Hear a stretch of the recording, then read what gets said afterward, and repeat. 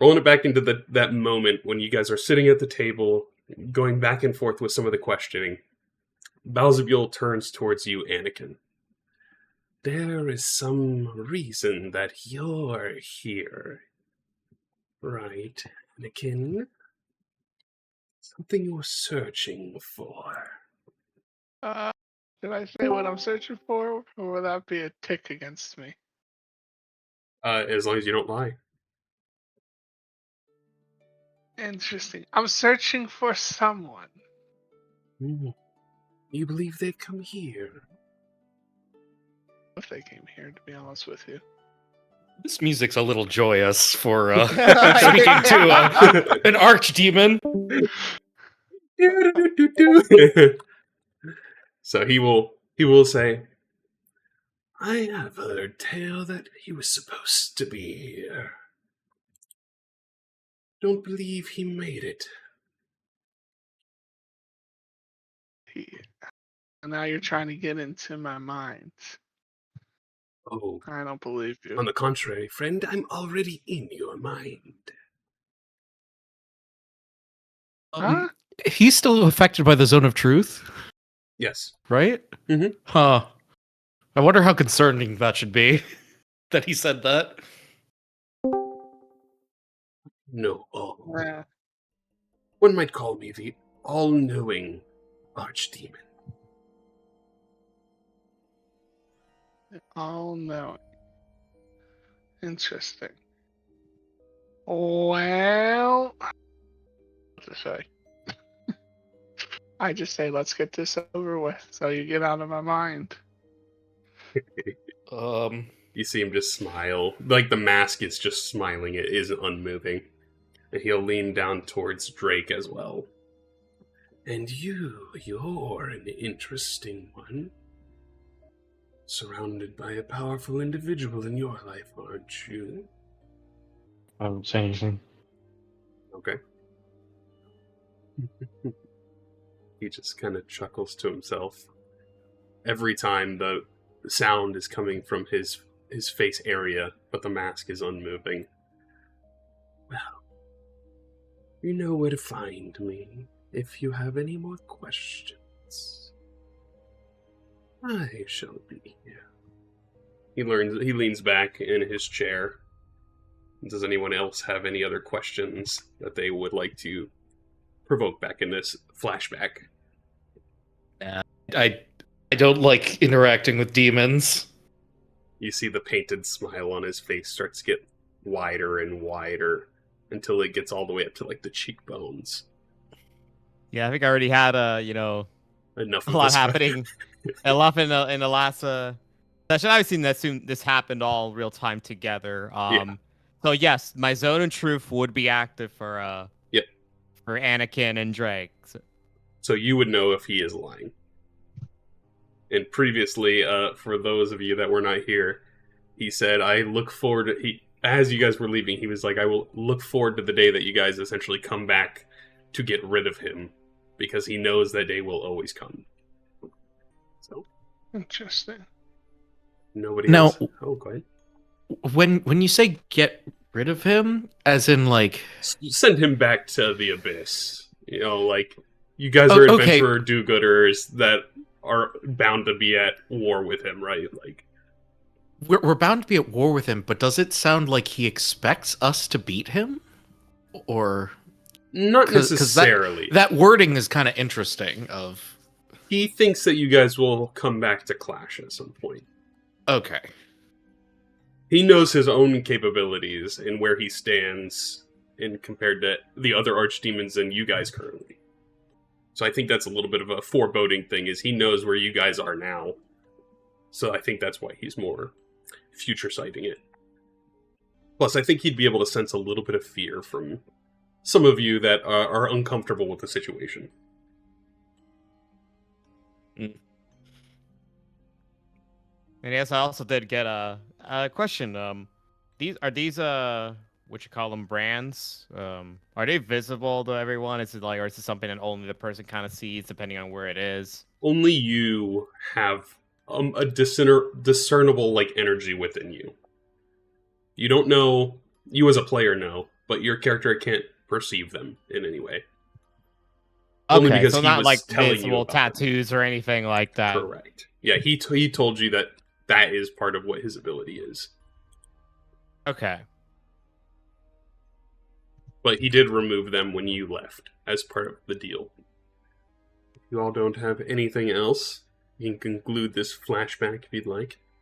That is such a creepy portrait. We will whisk back to a current timeline where you guys were just engaged in conversation with Amiantos, who was heading to talk with the Amoure family, in particular Marshan, because he is the only individual that knows the elvish ritual to create a homunculus. You guys persuaded her to not partake in that deal, but she still said that she wanted to have conversations with him. And that is kind of where we're picking back up here. So let me pull up her picture again for you all. And then we can go from there. And the last thing that you guys kind of noticed is that she had what looked to be like white, angelic-y kind of feathers that were lingering in her flower suit, her flower dress. Have we already made the joke of we should come back during the fall or winter? No. Okay. That's pretty good. She will say, well, I'm going to be getting going to the capital.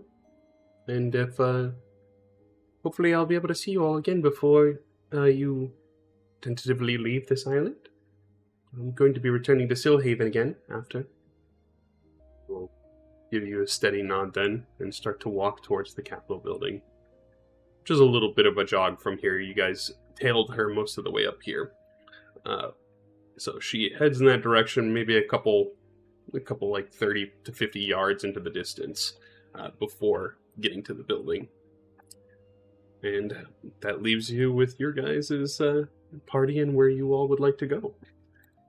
I can open up the map here for you guys. You have a couple of threads to follow if you'd like, and the world is yours.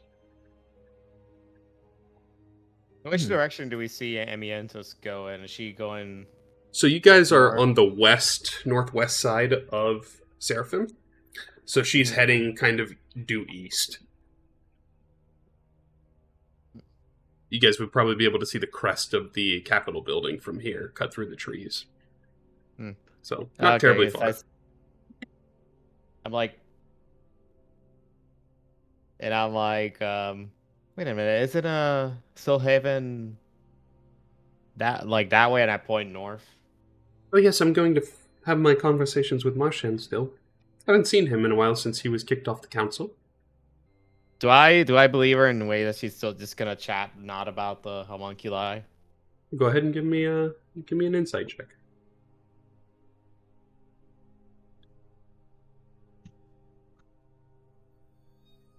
I mean, she seems like she's wanting to talk about something.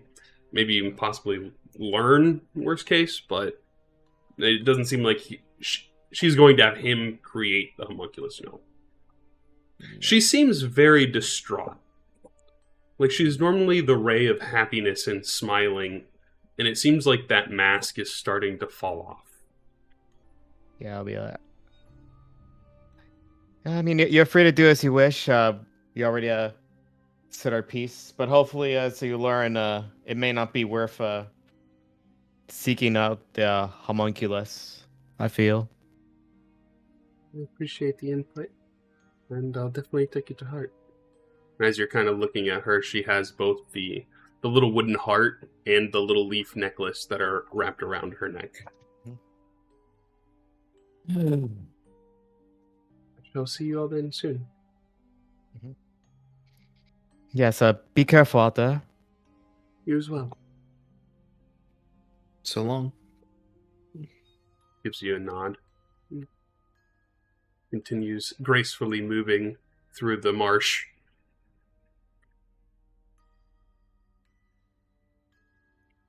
So, for your guys' knowledge about some of the stuff that exists in the world still, that you guys have plot lines. You have the two controllers of the shadows between Elaine Amoure and Dr. Facilier. Mm-hmm.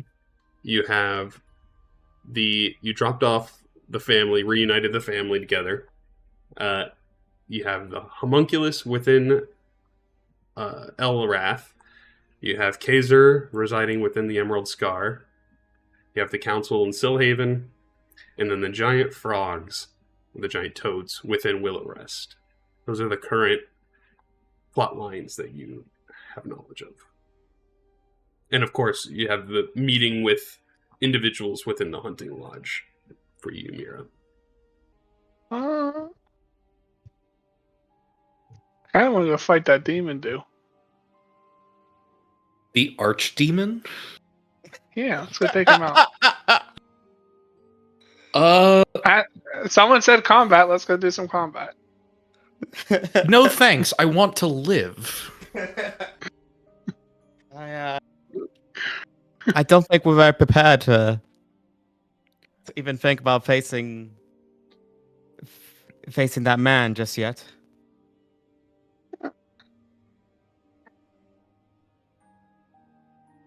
I think we could take him down.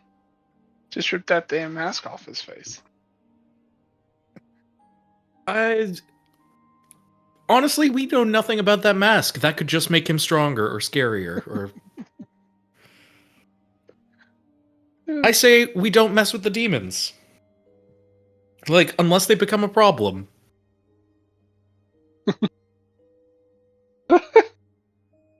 I feel it's going to come at some point. You know, I don't doubt it. I feel like that's one of those things where they're eventually going to become a problem. But I don't want to go picking fights with otherworldly beings if we can avoid it. Especially of that magnitude. I agree. Definitely felt pretty uncomfortable with that man. Oh, what does Drink or Dan think? Oh, it's the perfect time to go get a drink. No, the big cat was interested in Kazer. Yes. We'll cut for technical break. I mean, if you're itching to battle Anakin, we've heard of that Kazer, that Leonin with the chainsaw sword. Maybe up Whatever north. that is. Or We can Whatever go that is. fight a chainsaw sword person. I'm fine with that. Yeah, I'm good to kick his ass. Alright, let's go take his. Yeah, let's go take him out. What up, that drink? The Dr. Pepper. I am concerned about him and what he's up to.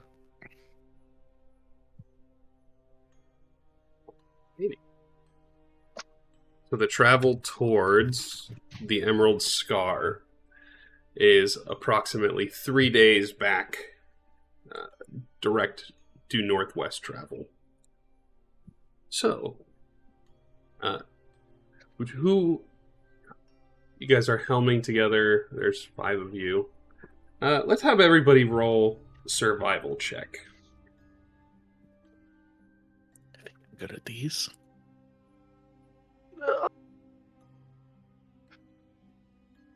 Oops. Ah! You are good at these indeed.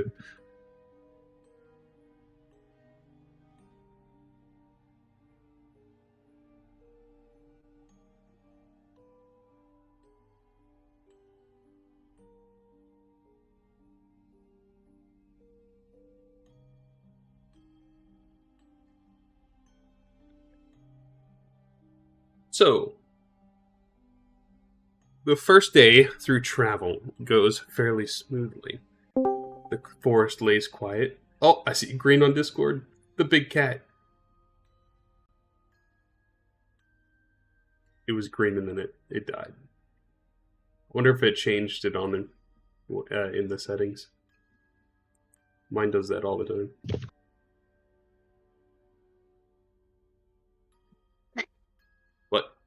The first day is fairly peaceful during the days of travel. I want somebody to roll a just straight d20 as well. This will be for the whole travel.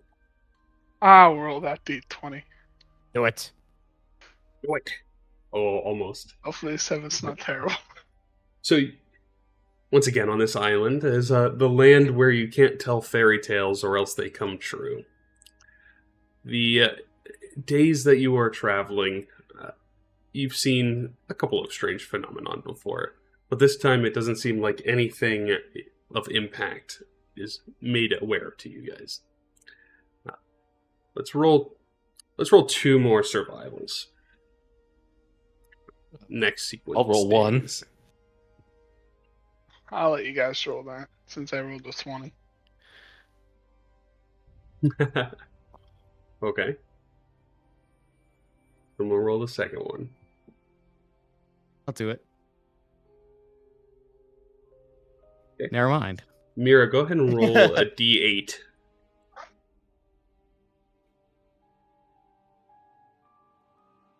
Oh, why is that lag with the dice?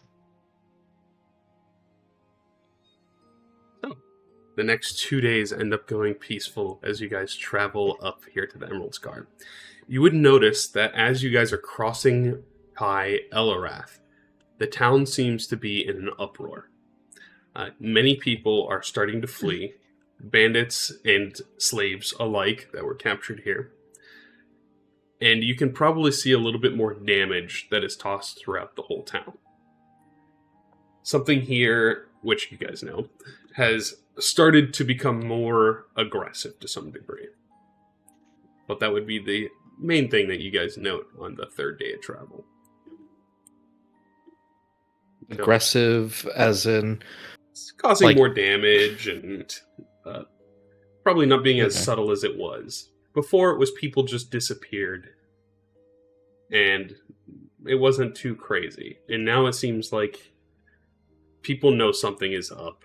And they're trying to flee for their life, or have been attacked and survived and got away. It seems like a little bit more ravaged. The rope bridges are starting to get slashed and cut. A lot more damage to the wood and trees surrounding the area. Huh. Actually, let's go ahead and make a perception check too. See if I have the updated picture. all of us. Yep. I fixed the picture.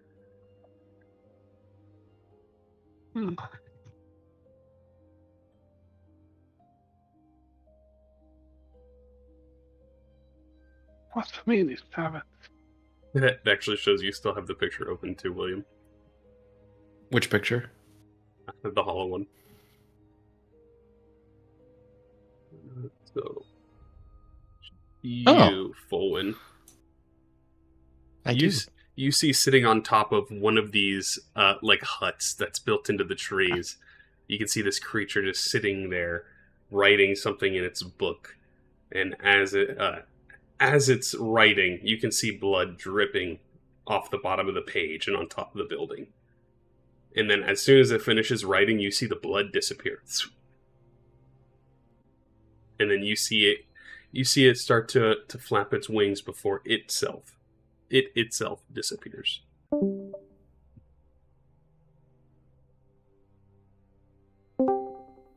So it wrote something, blood appeared, dripped, and then disappeared? The blood disappeared itself. Perception. There we go. You as well would see this creature on the rooftop. It had a blood on the back of the quill, or on the tip of the quill. It was using as ink, writing in this book, and you can see the blood running off the bottom of the book. And as it finishes writing, you'll see the blood that's dripping just disappear and vanish, as if it wasn't there. And then you'll see this creature sort of flap its wings, jump off the roof, and disappear as well. Like its existence just disappears. Not like it goes into hiding. It just pops away. So, would be does the book have any identifiable features to it? It looks like a fairly simple journal. This creature's fairly small. probably smaller than Drake. And the book is handheld for it, so it's a fairly small notebook. And the quill is larger than a normal quill, and it definitely seems to be bladed, as you guys have previously seen it used as a weapon. When did we see it used as a weapon? First time you guys came to Elarath, somebody was stabbed in the back. And then their name was presumably, or something was written into the book. And then they disappeared. The person disappeared. Correct. We need to figure out what that thing works for and why it's doing that, because that must be the... Actually, that's a great thing. Let everyone make an intelligence check.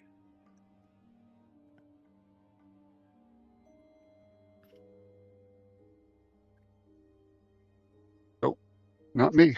I ain't making it. You're a smart guy. It's almost 17. Minus 10. I actually rolled a save. I'm sorry. Rolled the wrong one. It's okay. I think it's still the same. So... You still Wow. got... yeah. So, Mira, as you're kind of thinking, the one thing that We're all having a grand old time. you kind of connect... Because Mira did figure this out before, that this is a homunculus. And there is only one person that is seemingly known to create and control homunculi.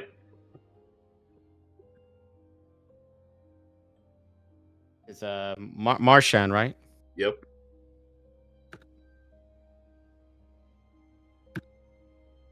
And maybe we should go Marshan as well. Do we hold off on our vengeance for a little bit? You guys are very close to the Emerald Scar at this point, too, though. Oh wow, we're really that close to Emerald Scar. Yeah, you would see this thing in Elarath on the third day of travel. Yeah. I mean, I guess since we're already here, we might as well look into Emerald Scar, and if we don't see this Kazer, we should best head to Marshan and hopefully Amiantos is not doing something she regret.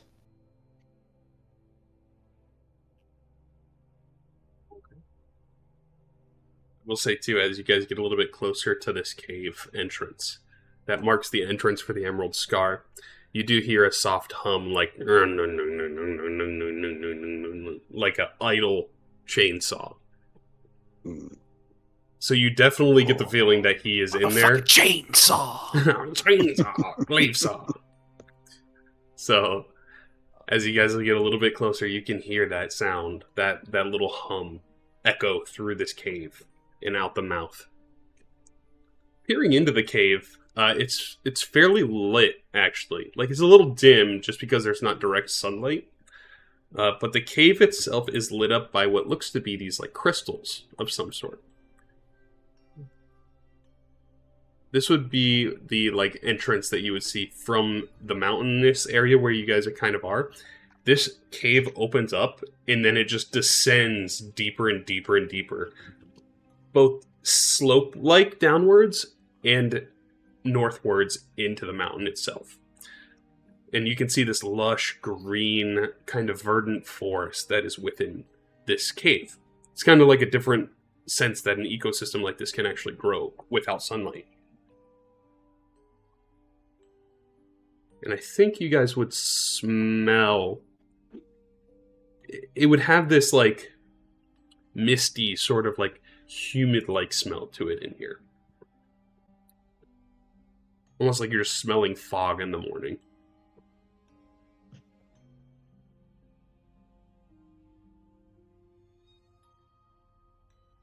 But the mouth of the cave slopes down, so you could potentially...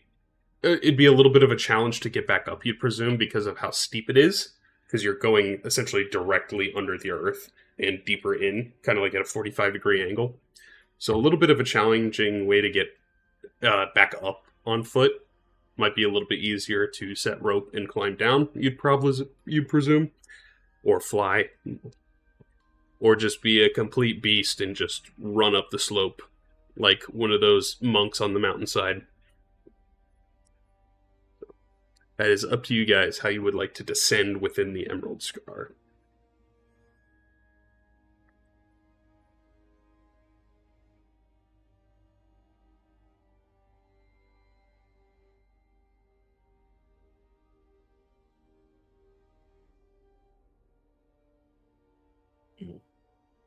Do we know what he's doing here? But not.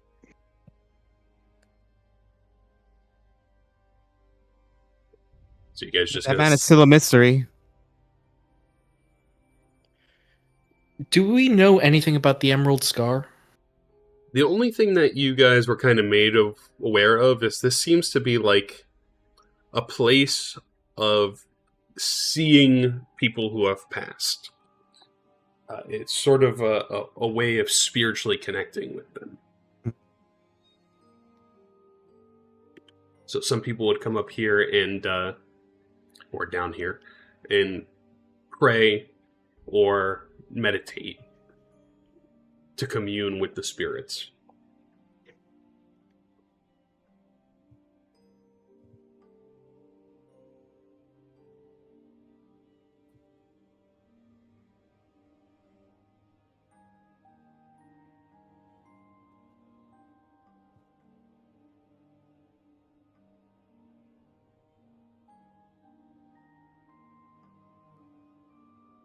How would You you guys? said Go ahead, Did. You said we can either climb down or use a rope and basically rappel down or fly. You could rappel. You could set a rope with a Peton at the top and then just throw the rope down and slide down yourself. You suspect it's going to be way easier to get down than it is back out. Okay. I like that idea of putting in a Peton Yeah, I do and too. rope.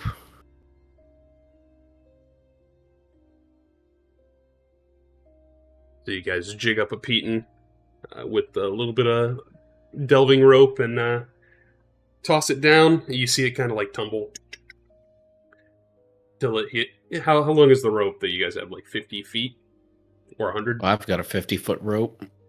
Yeah. You might have to connect two of them because you can see it hits the bottom. Like you can see it goes towards the bottom, but We know our knots. we know our knots. Give me a sleight of hand check, whoever's tying it. Legitimately? Or... Yeah. No. I mean, I got a +3. I You got know a you're not. +2. I mean, I worked at a dock. I assume I learned some knot tying from sailors, so That's I'll give it fair. a shot. Okay, I'll reduce the DC too. Yeah, easy enough. You tie up a nice little knot to connect the two halves, and then you see it tumble all the way down, and it kind of lay rested against the bottom. It gets See, kinda, I know my knots. I like to think it's kind of like that obstacle course or something where you got to hold the rope, and you're kind of walking up the side of the cliff or something while pulling yourself up with the rope. It definitely looks like you could functionally do that to get back up here. So, who would like to venture into the Emerald Scar first? Or are y'all going to slide down together?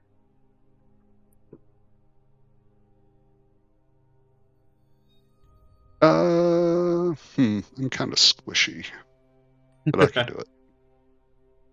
I can go down first. I got spelled. So you slide down probably slowly, or just full beans it up. You eventually make it to the bottom of the cave, and it's fairly large, wall to wall, and this is only one subsection of this cave. It does go way, way deeper. Very Journey to the Center of the Earth style. You come down into this large opening where you see a lot more of these crystals that are fairly large and a lot more green trees that kind of act as a barrier against the walls. And some that act as like almost like a protector to go deeper into the cave itself. Almost like a do not pass this point. safety, like it hasn't been cleaned out or cleared out by anyone. But in the middle of this giant opening here, Dan, you see what looks to be a large Leonin man. He's kind of standing just straight up on his feet, holding this glaive saw in his hands with his palms raised up. You'd probably see his back at this point, and he hasn't become aware of your presence. Okay. Hmm.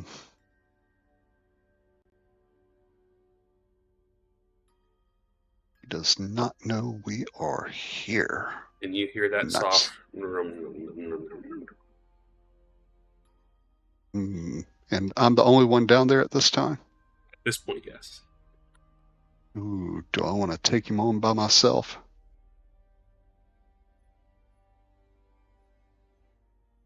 No. It's huge.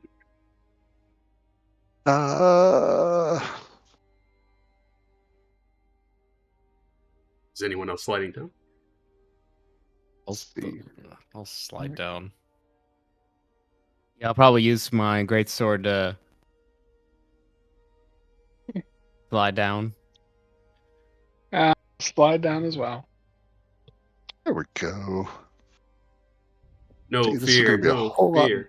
I know. It's going to be a whole lot better with all of us in this. Wow, that's a big map. It's huge. Oh, put you on here twice. Dan, near Anakin. Well, I'm Yeah, twice the great. man the Kazer expects anyway, so. So as you guys Gotta slide show him down, who the big cat really is. show him the Uh-huh. big cat. Uh-huh. You guys are roughly 180 feet-ish away from him.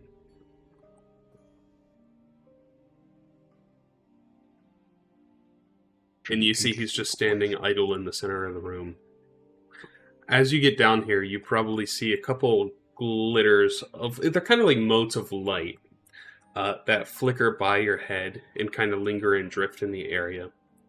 And you'll hear like little soft voices that are like cheering, like, yay, that are coming from these little flickers, little sparkles of light.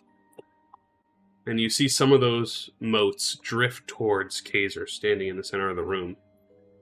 And they start to circle around him and hover and linger there next to him, as he's just standing there in the center of the room. Just standing there, Menacingly. menacingly. All right. So. All right. I got y'all covered. Y'all handle it. I think, Let's see. I am not seeing his token Oh, on yeah. the map there, Pat. My bad. He's invisible. as we Yeah. There he as is. we enter, I'm actually going to do this. I think I'll do so.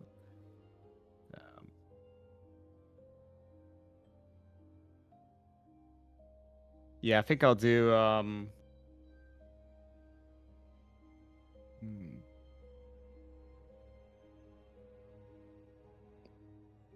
Okay. Yeah, I think I'll do myself, Etiquette, and Fulwin. I'm gonna cast a new spell, Okay. and I'm gonna channel my aura. So myself and Anakin and Fulwin feel like more empowered with toughness and resolve. You feel sort of the blue fire in you. I'm casting aid. Giving you the AIDS. What does that do? So it gives myself, you and Anakin, like basically increases your hit point maximum, and current hit points increase by 5 for the duration. So, Okay. so you get a 5 HP increase, and your max also goes up. That's not effect. Did I mean it right? They cannot revolve. It sounded about right. Okay. Gives you the aids. It's kind of weird because the FG puts it as a temporary HP, but I don't think it's quite a temporary.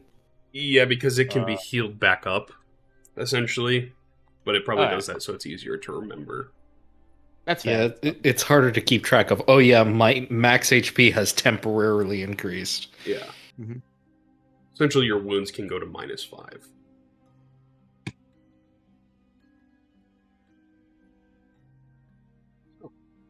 What are you guys doing as you see him standing there?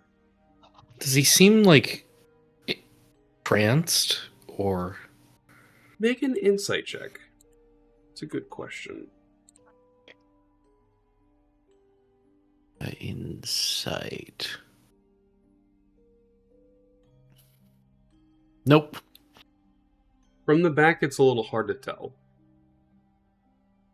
You can definitely see him standing there, and his arms are held straight out in front of him, and holding this glaive saw. I mean, I say, why don't we just ambush him? Yeah, I like that idea. It's not like we had a lot of warning when we first met. We owe him one for Derek anyway. How tall is Kazer again? He's pushing 7 feet tall. He's a big Leonin man. Cat. And yet he's like that's almost a speck of dust in this in this Emerald Scar map. It's a flicker. He's a fart in the wind in this map.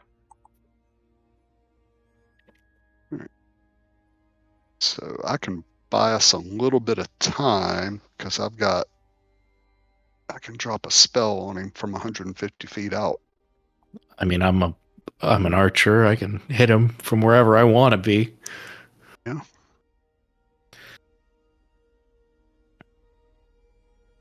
So if y'all are good with it, I can get him and give y'all a chance to move up, close ranks on him. And I can loose an arrow at the same time. Yeah. We got a paladin. You can do paladin. She can do paladin things. And it's like you can flank with me, Anakin. I will. I'll use the force on his ass. All right. Okay. That's what I'm going to do. I'm going to move. Maybe. Okay. So I'm going to move 1, 2, 3, 4, 5, and 6. And let me double check something real quick. Yeah, I'm also gonna use might as well use Sacred Weapon. Okay. And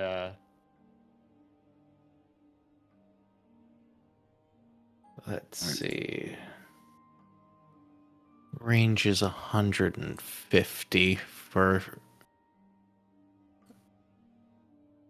my bow. So I just need to step up to here.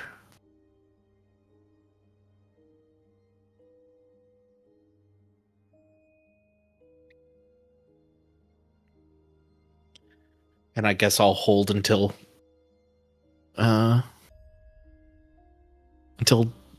Dean makes his first move. Yeah. All right. I can this. All right. And then what? He's gonna know something's up once I drop this on him. Yeah, and I mean, does anybody else want to make any motions into place? Do we want to just hit him from afar?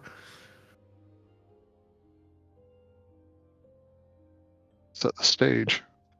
I can only He gonna know. Personal.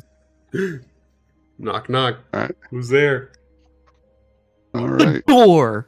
Let me just try to get a little closer quietly. Or Alright. should I maybe I should stay put until you guys actually I think we should wait. Let them start to fight and we'll fall Yeah, behind I them. agree. Okay. It's not the greatest thing, but it'll get us started.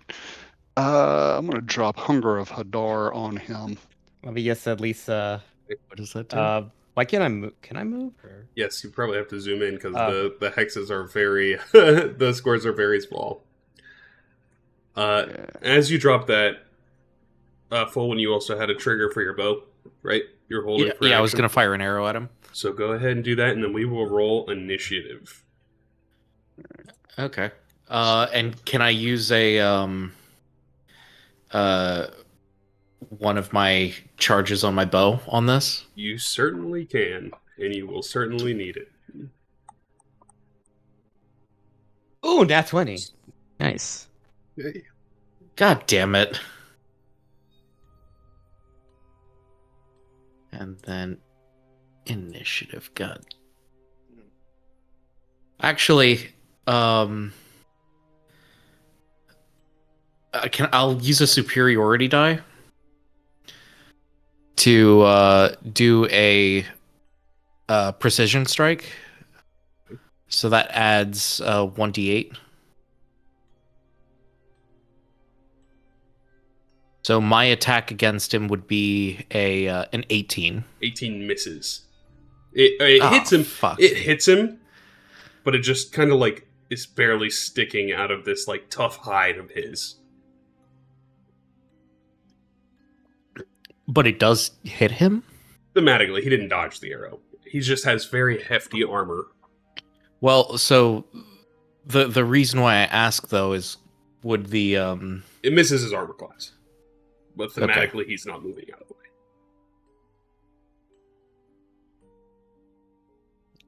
Okay. So, because I mean, if I could hit him with a grasping strike, grasping shot, that would be pretty cool. But yeah, if you hit him with a grasping shot, he's still got to start his turn in this area. He's going to take 2d6 cold damage, and if you hit him with the grasping arrow and he fails that, he's going to take 2d6 acid damage because he'll automatically fail the dexterity saving throw for this Hunger of Hadar. What? The attack missed, unfortunately. Yeah. But Yeah, so if the attack missed, then the arcane shot doesn't take effect. yeah, unfortunately. But your spell goes off, and at this moment too, let me go ahead and show you what Kazer looks like as he slowly turns around. You'll see a couple of the motes of flickering light that are dancing around his head appear at his feet and start to apparate. As you see this somber Leonin man being sort of like held by these smaller, ghostly-like children. As the hunger of Hadar starts to wrap up around him, he's holding this glaive saw, and you see this sadness on his face start to turn to anger. The glaive saw lights up red and starts sparking with this red electricity. You'll see that red electricity as it starts kicking up on that chainsaw. It starts to impact into his eyes, and you see this white in his eyes, this glazed over look that he has, turns into sparking red, filled with rage instead. You go ahead and roll the damage for your Hunger of Hadar, Dan. And then we will jump into the initiative. And he is blinded while he is... He cannot be within the blinded. area. Ew. Right. That's Which is cool. 2d6 cold damage. Yeah, it says no light, magical or otherwise, can illuminate the area, and creatures fully within the area are blinded. So, alrighty. You'll see That's what we've got for the spell. as he turns and snaps towards you. We will start the top of initiative then. Mira. Yeah, I think I'm a bit far to do a whole lot.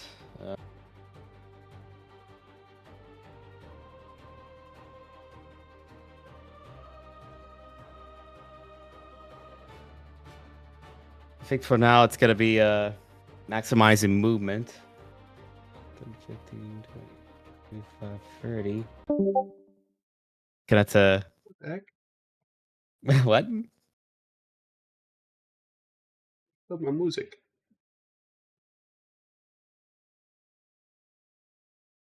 Nani? Dondiska.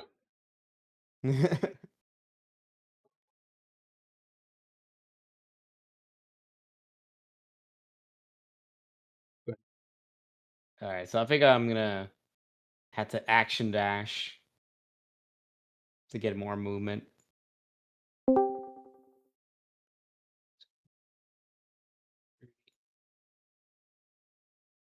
Matchbox dead. Oh, there it is.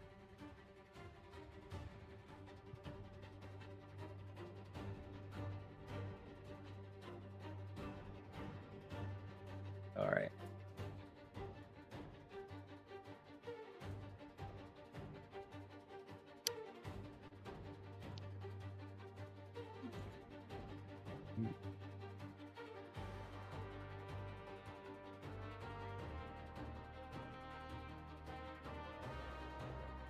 Yeah, I think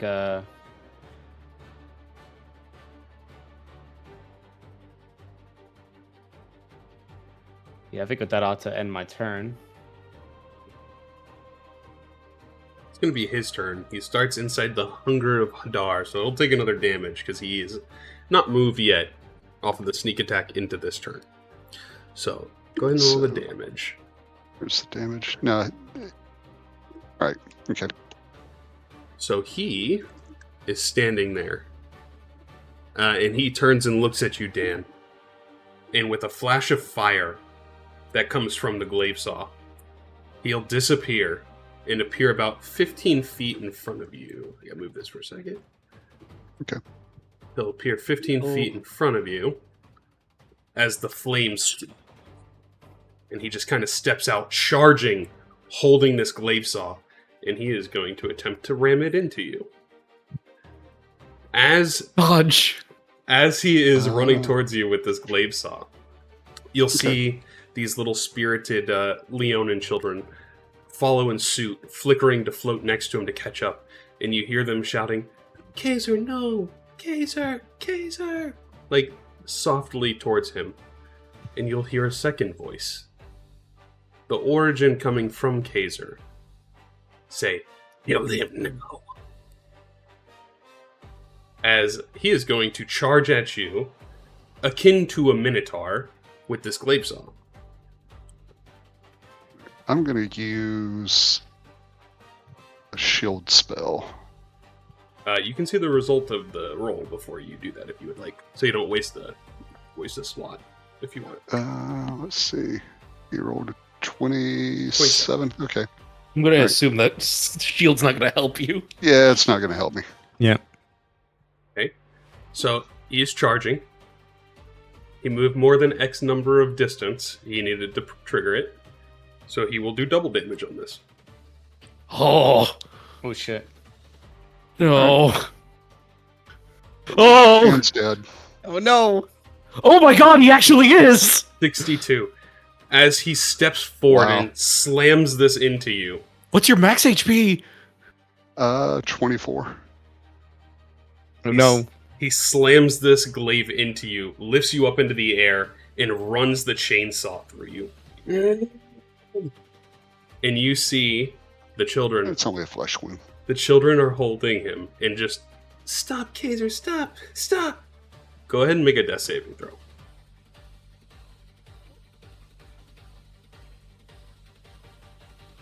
Oh. He will throw your body onto the ground, and he'll turn towards the next person.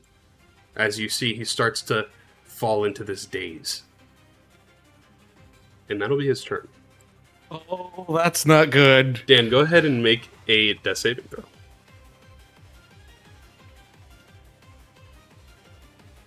Okay. Anakin. Do we want to see the dark side of Skywalker and take out some little younglings? I don't know if that'd help us, to be I honest. think you need to do what you need to do.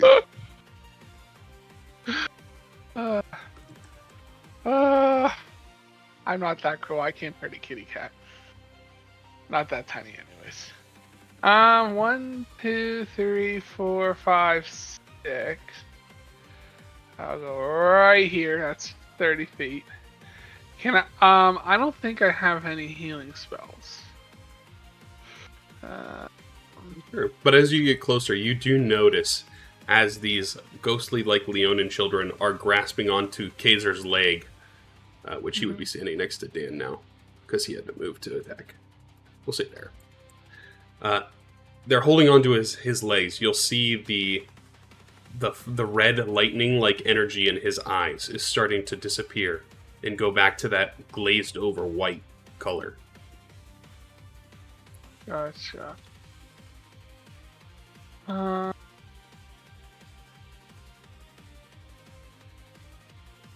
This guy did kill Derek in one shot. I know he did. And he was a fighter. Full win. Yeah, I noticed. Does that seem like it was a one-time thing? Or he could just do that all he wants? I'm going to attempt to charm him. Okay, I like it.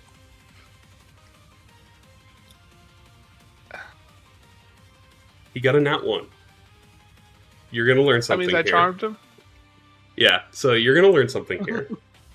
He cannot be charmed, but you're going to learn a little something. You're going to learn a little bit of information here.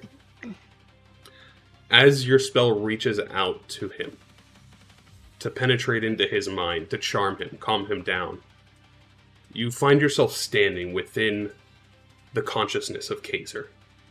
Like you were pulled in. You're looking around, you're no longer within the Emerald Scar. And you see a creature that is also there with you in this black space, this void.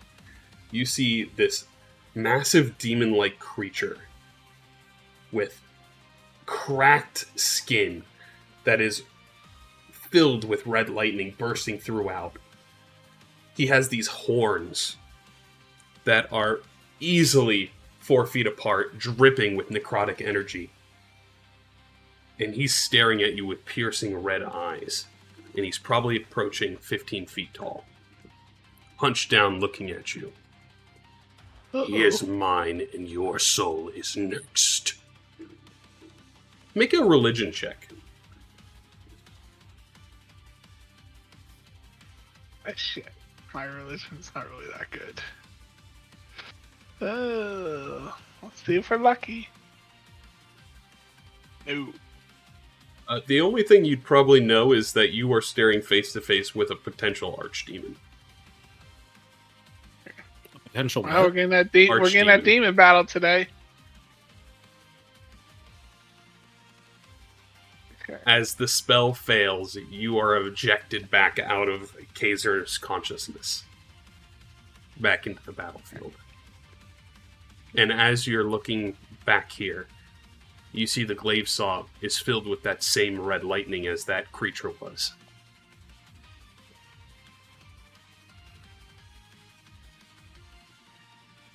Does I'll scream this out there. Does anyone know how to get rid of a demon out of him? We might be able to stop him.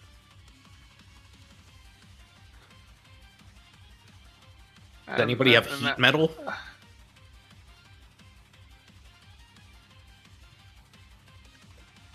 Oh, with heat metal. Oh, if he drops that sword, do you think that will get that out of him? Maybe. Interesting. Good thought. I can tell you I don't. Anything else for your turn there, Anakin? I don't think I can do anything else. So that was my my charm. That was a spell, level 2 spell. But you're a warlock, yeah. Yeah. So You should have 3rd level slots. yeah.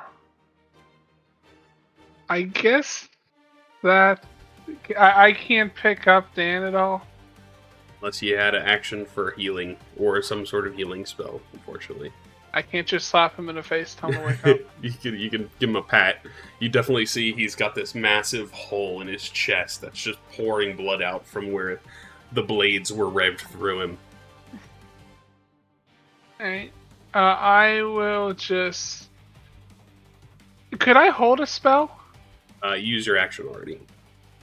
So, Typically, okay, you so could. no, I can't do that. Yeah. Typically, I could. Okay, I use the action. Then no, there's nothing else I'll do then. Ready. Drake.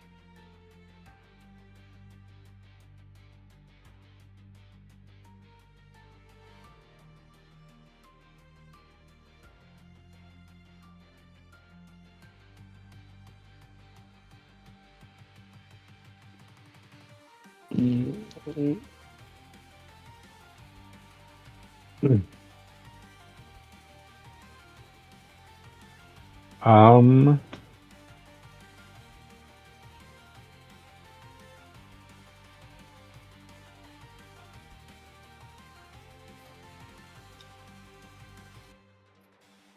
Oh, I'll hide. Okay. Yeah.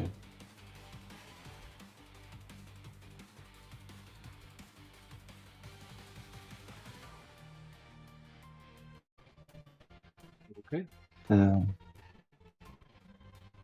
All my attack. Holding for what Uh, turn? F. If um, he attacks or moves. No, he won't attack. I know he did. After somebody else attacks. Okay. That dude. We'll win.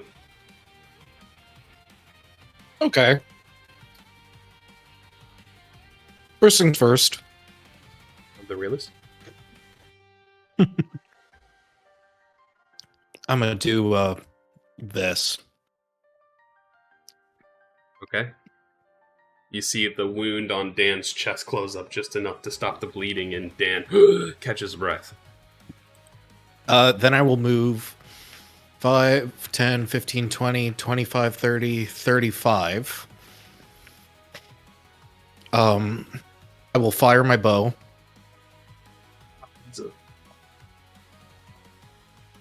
That hits. I will use a charge to hit him with a grasping arrow. Okay. So that's an additional 2d6 poison and reduces his speed by 10. He and also, of course, the reduced taking slashing damage if he moves without teleporting. Okay. So here is the bow damage. Eat. And then it is Slashing. this in poison. He wouldn't have resisted that, by the way. Slashing.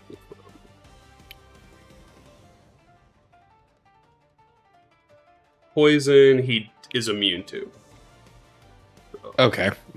Well, either way, he's still wrapped around with brambles. Which does and then I slashing will. damage when he moves, correct? Yeah. Okay. And then I'll fire my bow a second time. Okay. And Hits. here's the damage on that.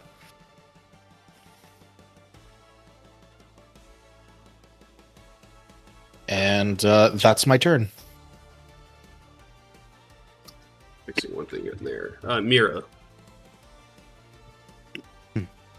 So a sec. And Yeah, then Drake gets his attack off too, which hits.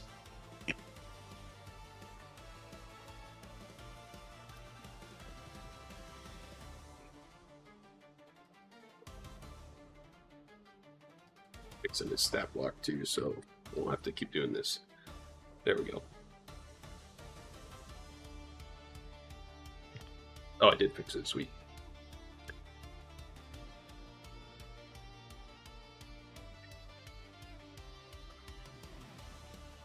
Is that it there, Drake?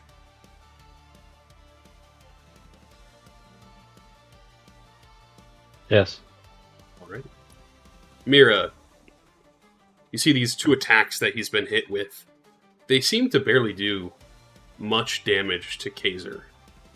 He's just kind of getting hit, and it doesn't really stop him or slow him down. So do we know what Anakin saw in his? Probably not at this point.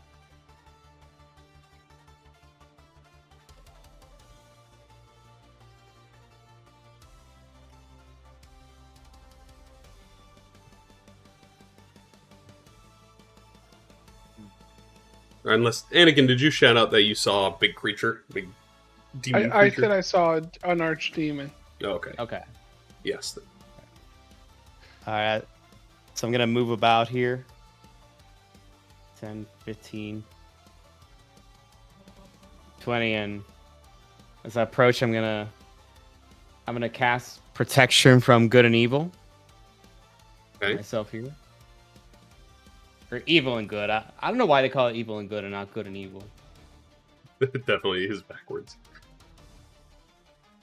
Homebrew spell, protection from good and evil. Does nothing different, just changes the name.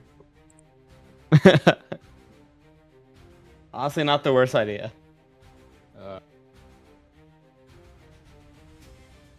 So yeah, basically a little bit of holy energies. Surround myself, and I'll continue to approach. Cool.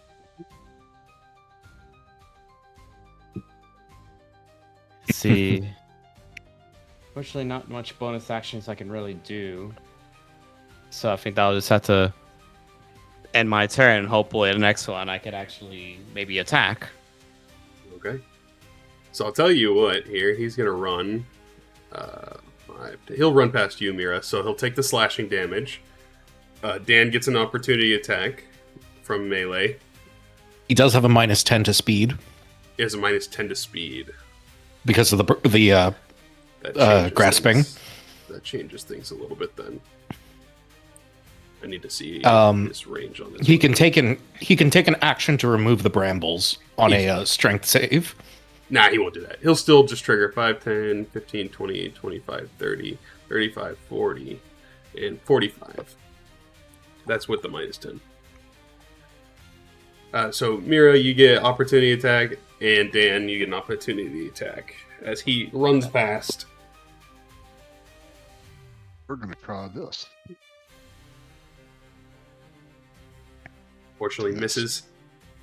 What was that at disadvantage? You're prone. Mira, that hits. I didn't realize. Okay. I think I might as well use a smite. Okay. As he runs towards you, Fulwin. You're just like the little man I killed in the forest. Okay. Decent damage. Does it feel like the holy magic damage Not against is more Kazer. effective? It doesn't. It works, Okay. but it's not like super effective, quote unquote. Hmm. As he gets up close to you, though, there, Fulwin, he will make a glaive saw attack. Oh, he's got a range of 10. Yes, he does. It's a glaive. Fuck. So he slashes you with the glaive saw, and he is moved within X distance in a turn on his first attack. Yeah, he'll do I that. was really hoping. So this is double damage too. Oh, roll low. So 70 damage total. Extra 35. Yeah, that puts me down. So he stabs you and then revs the chainsaw. And as he's like just about to keep going to town on you for shooting him, the spirits of those ghostly children start to rest him at ease again. He will spin around. He's looking. He like glances quickly before you see him flicker in a flash of flames. The next attack will be at. Oh, he also did take 2d6 yeah, slash. slashing damage. Did you roll it? And I Not can yet. drop it on.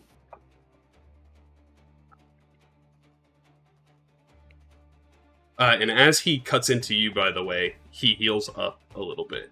as you see some of this glaive saw pulls your life force out into his own body. And then he will make an attack at Drake. 30 hit. Oh, you're gonna wipe us. That would give us a chance to start fresh. Got 2 more attacks. He Yes. fucking what? He'll slow. I'll make a wisdom save for him. You see him. See, this is why we don't mess with archdemons. As he's sort of comforted by the children, he starts to slow down once again, and he's able to regain composure for the moment. That will be his turn. Dan. Let's see. What have I got that I can use on him? First, you gotta stand up. Oh, he does heal again, another 5. Yeah, I'll stand up. There's Kazer. All right. Let's see. What have He we got life link. got?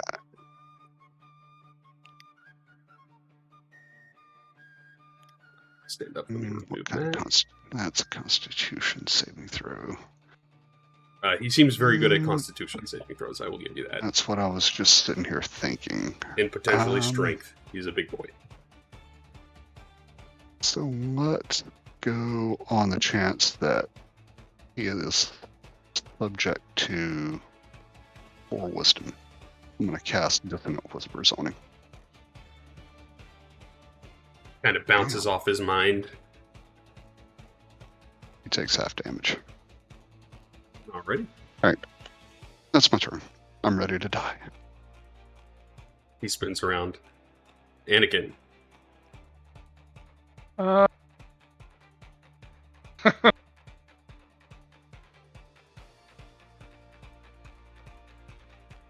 I think that's 1, 3, 4, 5, 6, 7, 1.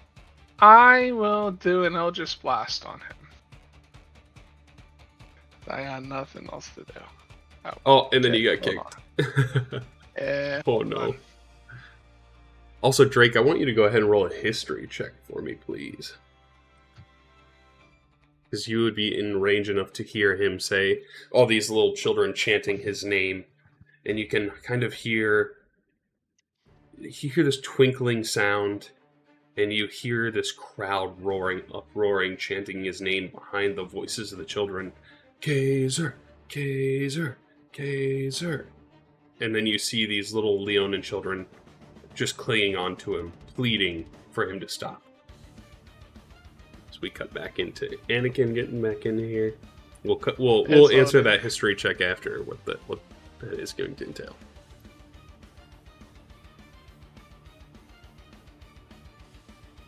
Okay. Here we go. Okay. Let me re-roll that. Oh, okay. Your last roll was so good it booted you from the server. Oh shit, it moved me back. Hold on. 1, 2, 3, 4, 5, 6. Alright, let's do that Eldritch Blast. 12 misses, unfortunately. Fuck. Alright, I'm gonna try that again. 25 hits. Hit. Alright, and then Oh. we'll use the Force Master Skywalker. And you're going to push him 10 feet. Yeah.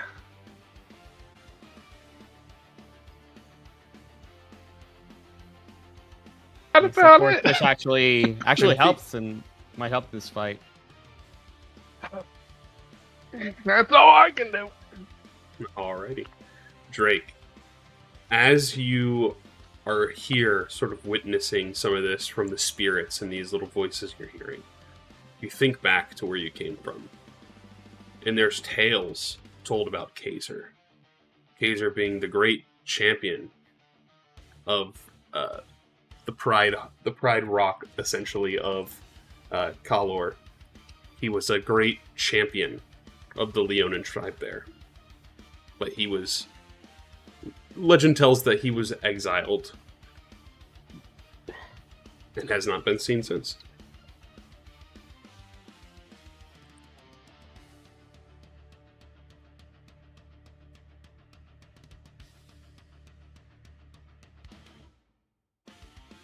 Okay.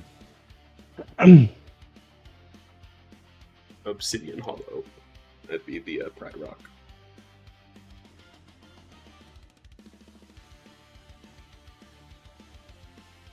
Want to do this?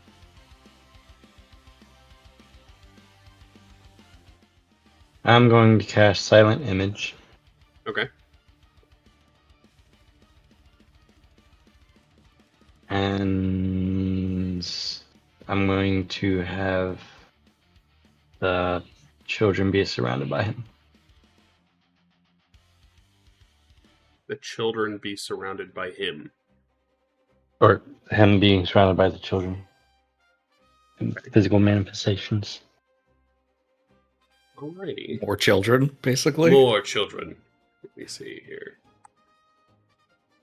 Or just making them larger. They're big. They're grown up now.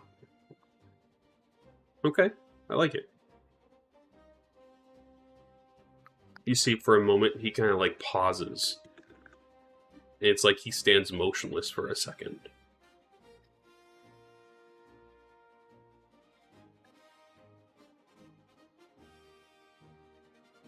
I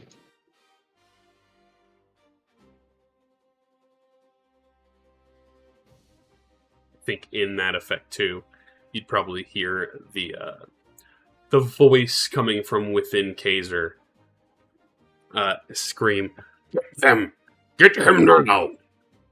Don't be persuaded by puny tricks."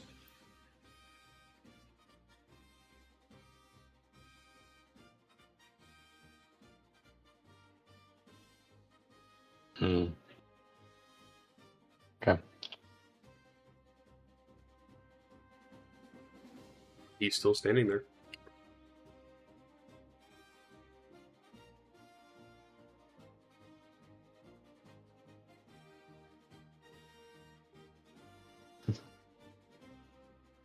His eyes are white, and he has this somber look on his face. I will yell to the group. Do not harm him. That's only triggers the demon. And then I will yell out very quickly, Kazer, I know you. I used to root for you at the Red Rock. Oh man. It is so great to see you again, my friend. Kind of And seems. if I die here, Go ahead. I say if I die here, I die here. He stands there, just staring for a moment, hearing applauding within his mind, and cheering, and hoorahing. And he kind of like glances up to the sky. Before you see the flash of red lightning try to grasp a hold of him again. But he's still just standing there, seemingly unaffected right now by the weapon.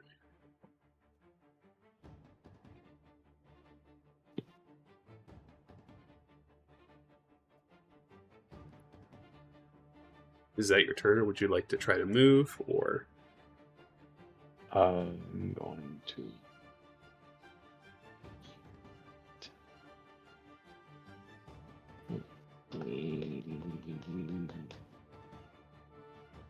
Damn. Bonus action, or if I see him trying to attack me, I use disengage. Okay. It doesn't look like he's in a stance to attack. You'd think. Okay.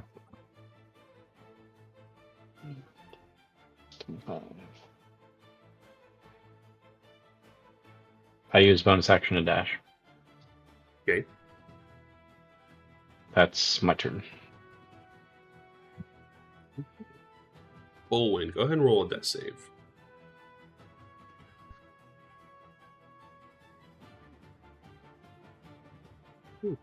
Okay.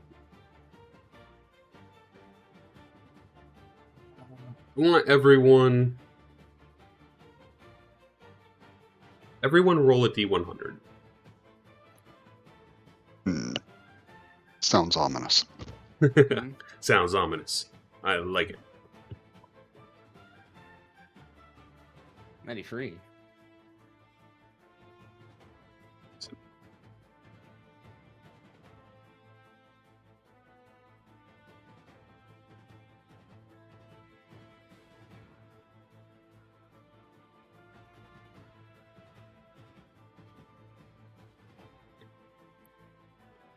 You, at the end of this round, you will see the lightning is starting to zap him, trying to trigger him to move faster. It starts to crack some of his fur. His fur starts to singe and burn. And you'll see he just kind of stands there motionless inside of the silent image. He's contemplating fleeing at this point, is what you're kind of thinking when you see him. But the fleeing isn't because he's afraid of the combat or afraid of losing. It seems he's more afraid of himself than anything. So with that in mind, we'll kick into Mira.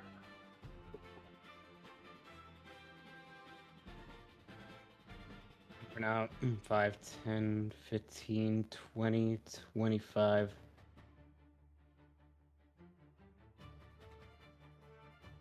30.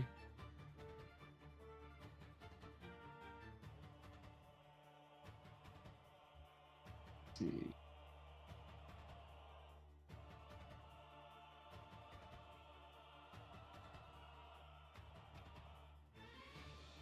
Yeah, it sucks that almost all my moves are of touch range.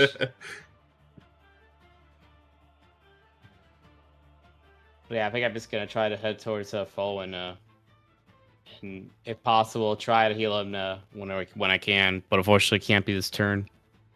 Okay. Dashing, doing anything in particular? I'm gonna hold. I rather think I hold my action. Okay. What is the trigger and what is the action? Okay, yeah, I could do that. I guess if anything, I'm just gonna see if Kazer does like get into range of my attack, and I could try to swing back. Okay. Is that your turn then? Trigger? Yeah. Kazer's turn. No one attacked him yet.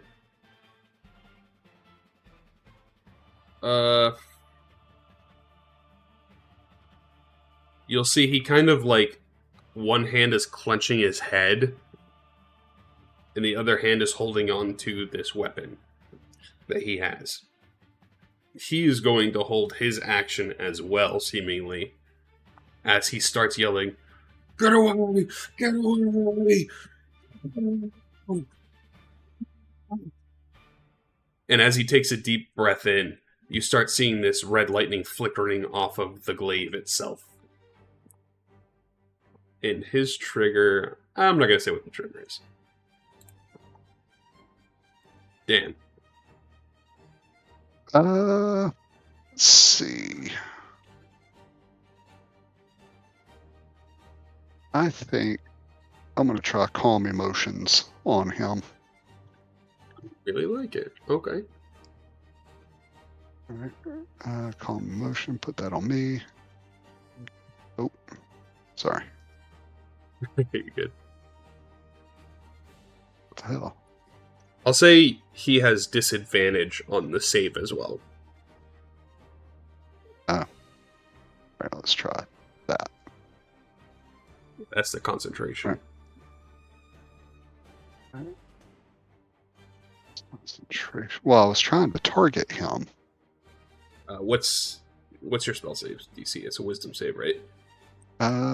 This is a charisma save. Oh. DC 16. Oh, you got it. There you go.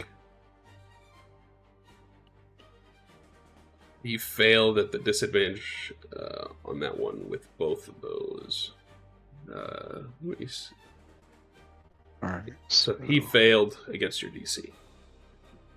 Okay, you attempt to suppress strong emotions in a group of people, each humanoid in a 20-foot radius sphere. Start on a point I choose within range. Oh, all right. I need to move up 10 feet to do that. I can suppress any effect causing a target to be charmed or frightened. Alternatively, I can make a target indifferent about creatures of your choice that it is hostile towards. So I will make it indifferent towards us. Okay. And see if that. I need to read Let's one other see. thing about that spell. Causing a target to be charmed or I can suppress any effect. Alternatively, you can make a target. Which option would you like? Because they are optioned. Okay, so charmed or frightened. Okay, he could not be charmed a little while ago. But he can be. I'm thinking he's under some type of domination, not charm. The domination so is a charm. But you'd assume he, from what Anakin tried, he couldn't be charmed because he was already under the effects of someone else. All right, then I will try to suppress the current charm effect that he is under.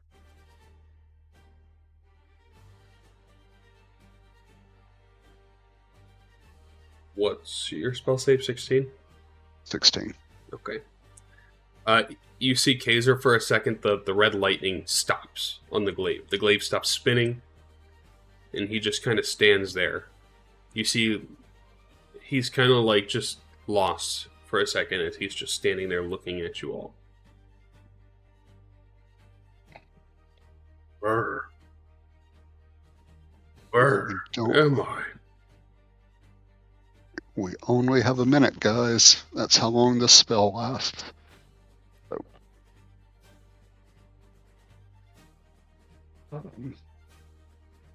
You are in the crystal scar. Emerald scar.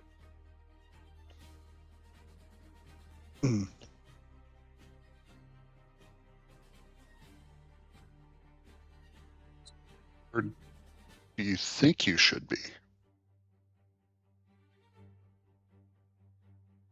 There was a man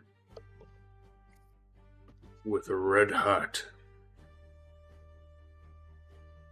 a bird-like mask,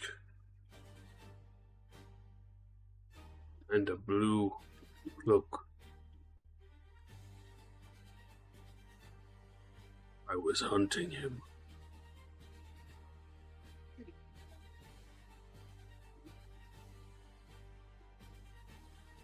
Red mask and a blue cloak. That sounds familiar to you guys. Mm-hmm. Who was it that we knew that had the red mask and the blue cloak? Caladiamonus. The man that notably summons demons and such.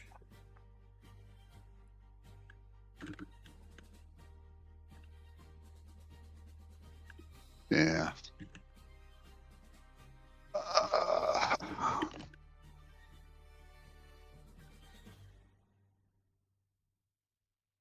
Is that your turn there, Dan? Yeah. That's all I can think of at the moment. The spell does say you can suppress the charm. It doesn't say anything about him being re-charmed at that point. No, it just suppresses it for a minute. So and that was what, 6 seconds? Yeah, for 6 my seconds. turn. So we've got 54 seconds to figure out what we want to do from here while he is not killing us. When I was in his mind, Yep. did I see anything important to him? No, it would have been like a black void. And the only thing you would have seen was that demon-like creature. So I didn't see anything like special to him. No. How many of these little mini kittens are around him? It was originally 3, and now there's like many since he's inside the silent image. However many that Drake would have made. Is there a Mrs. Kazer? No, there doesn't appear to be. I like where you're going. Oh, I was thinking about causing like a minor illusion or something. Try to get him to snap out of it. But I don't know what to make the illusion of. Alright, what I'm going to do, I know you said this doesn't work. I'm going to do it again. I'm going to charm him. I want to get back inside his brain. Okay. Save. This time he kind of fights it back off. And also the effects of the calm emotions is kind of hindering it a little bit. Not really, but thematically. He seems kind of lost. He seems kind of afraid for being this big man. Then I will...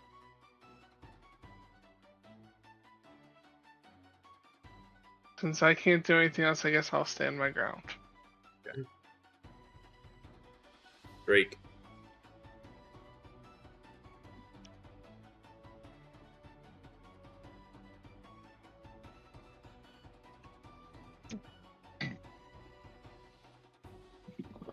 Okay. I'm going to slowly approach him and yell out, "Remember who you are. You are Kazer, the Pride. Do not let this be your downfall."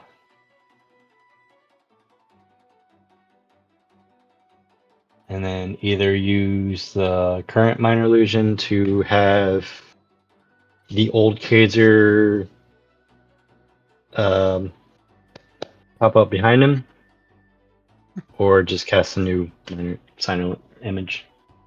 I'll say it's fine with the current one. I like it with the theme. Okay.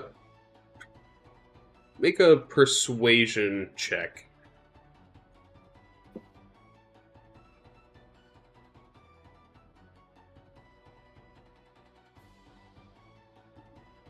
You see, as all this is kind of happening, he starts to well up a little bit, and you see like a single tear start rolling out of his eye. The glaive starts to channel more and more of that red energy back into it. You can feel anger coming from the weapon itself. I think at this point, you all would probably understand that this is a living and or cursed weapon to some degree. And currently you guys are fighting for control versus the weapon itself.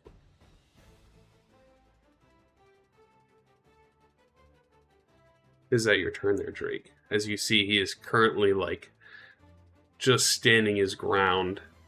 He's unmoving. He's kind of overwhelmed. And he's slowing down. Nope. We're gonna go ahead and bonus action move up to him. Sure.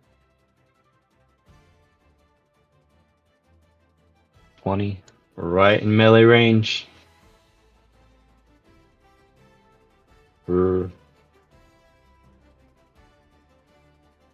Reach out for the glaive and say, "You're better than this. Please, no more fighting." You're trying to take the glaive now. Take it? No. Like, just calmly push it down. Do you touch it? Yeah, let's do it. Make a Constitution saving throw. Hi guys, it's been real. Stat block. Ooh, that's good. Oh, that's fine.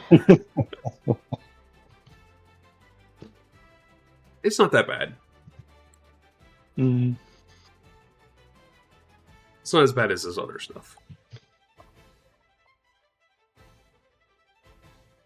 You feel the immediate singe through your body as you touch the glaive. And you flop. No more fighting. Is that your turn there, Drake? I'll do the dramatic grab onto him slowly while I fall to the ground. Making it look like he's... Dang. You hear the soft Yeah, whispers of the children. No more fighting, Kazer. It's time to go home. Owen, make a death save.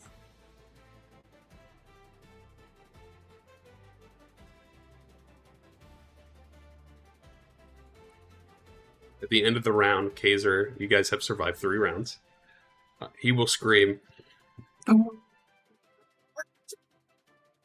as the flash of red lightning appears from the glaive once more. You will see in a flickering burn of fire him disappear. And you all are out of combat. All right, I'm going to take a pee break. Take a quick I'm gonna quickly heal go up. forward and do some lay on hands. Let's do a good couple of those. Out of curiosity, I want to see what my last death save would have been. Go for it. Cool. You would have survived. I feel like I've gotten pretty lucky with those. Surprisingly.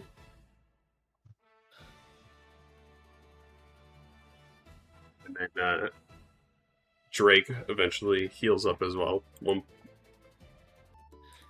Just gonna say, this would have been appropriate. Oh no.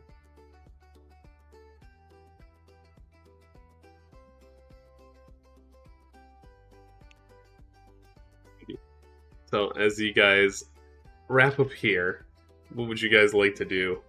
Assuming you guys would like to take a short and or long rest at this point, too. Long. Oh yeah. Which, as you guys are resting in here, too...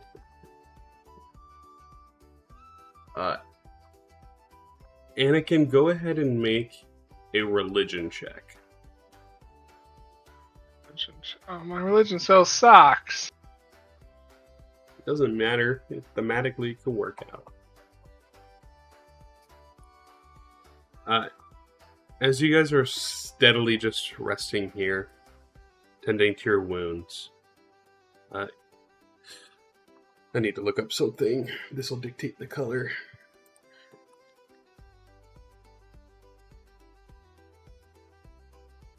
You see a little blue mote of light flicker up next to you and hover next to you, Anakin.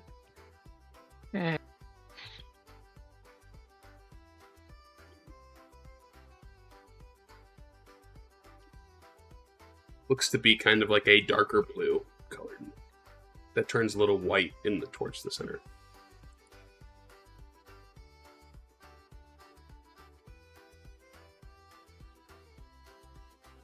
And I see it near me. Yep. It's probably the size of like Okay. a quarter. It's just kind of flickering above your head. Alright. I'll go to like touch it. Kind of flitters around your finger like a feather just floating out of the way.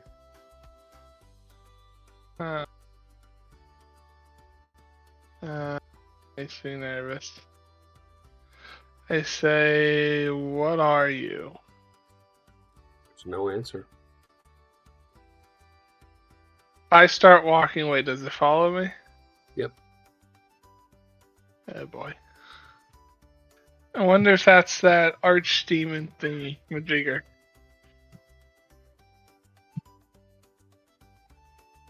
Now this is happening as we're doing our long rest. As you guys are getting arrested. Then I'll sort of sit there and meditate and see if I can try to figure out what it is. Okay. Some Jedi mind tricks. Make a wisdom saving throw.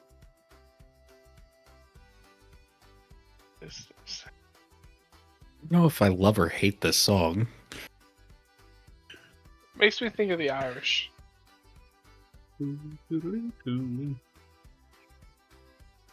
As you guys are kind of resting, tending to your wounds, Anakin, you're meditating and drift off.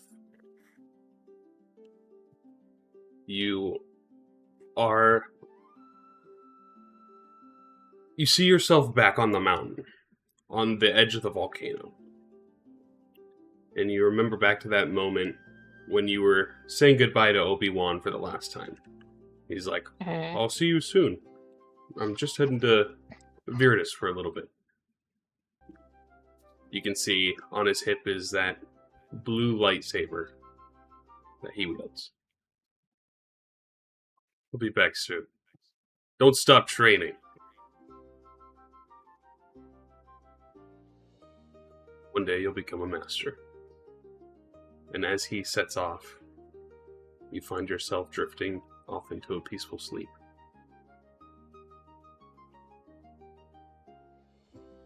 That same blue You can't color, tell me that little blue dot is Obi-Wan. that little blue dot had the same color lightsaber as Obi-Wan.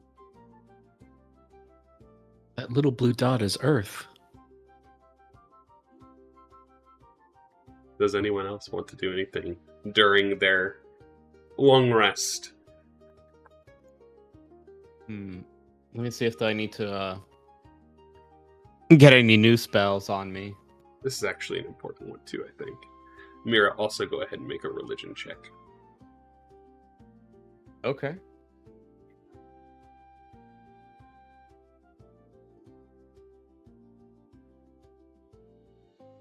Okay. I think you would see two little motes that are flickering around yourself as well as you're resting within here. And I think you, knowing what this place is, can probably assume it's someone that's watching over you from here. Some people that you know well.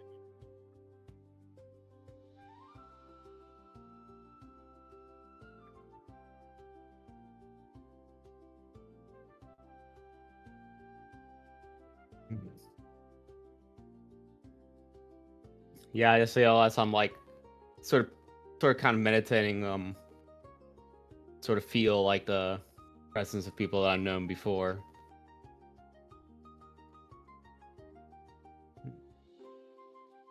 You can trying to think of a good way to say some stuff without divulging too much. I think you would see the place that you grew up, your home, as you drift off to sleep. And you would see your parents sitting within the helm of the house. And they're just kind of staring at you as you're sort of walking towards them. And they're just smiling. Elegantly dressed as always. And let's do this. I like this. Standing next to them is someone that you would be fairly familiar with, that used to work with them. They were more of an info-based person that would collect information and do deeds and tasks that are kind of under the table for your parents. As I can find a picture of her. She is a purple-skinned tiefling with long black hair that is pulled back in curled horns. I think you'll kind of get the guess at what her job is officially once you see the picture. She did those kind of a black void right now. A black void? Oh, there you go. She did kind of like take care of it jobs. And you would see this individual that is standing next to them. And that is when you would also wake up as well.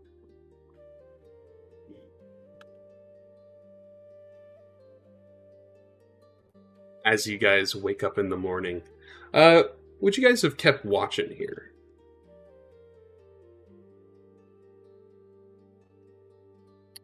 Or investigated out the area during your rest? Oops, close the wrong thing. Probably. I think we probably would have investigated, but Oh yeah. I don't know that we would have kept watch because at least my safe initial in here. take on it is that, yeah, we're fairly safe in here, fairly secluded. I think during your investigation of the area, everyone go ahead and roll an investigation check, and this will kind of dictate the amount that you find. Because this place is also called the Emerald Scar for a second reason. Nice. As goose egg.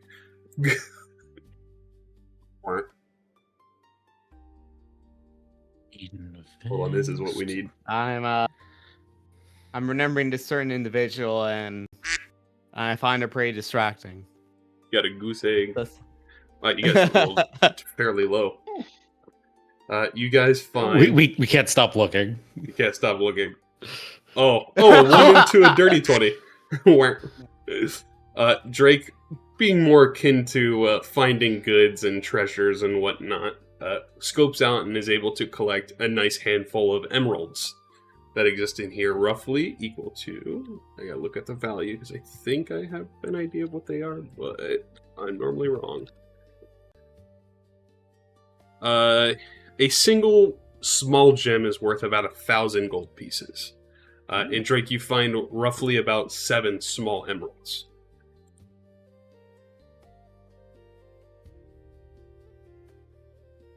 I will pocket them. Okay. You can add 7,000 gold pieces to your inventory. You do not want to share. If you do so stealthily, too, roll a sleight of hand check.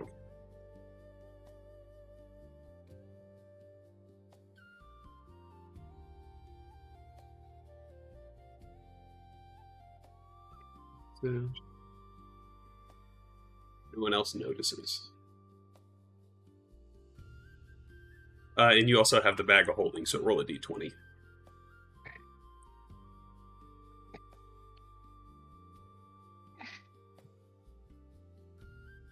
Ah, so close. The bag, man. You open the bag and you throw it in there real quick, and you kind of see like a hand jump out to try to grab you, but you close it just before he reaches out. Okay.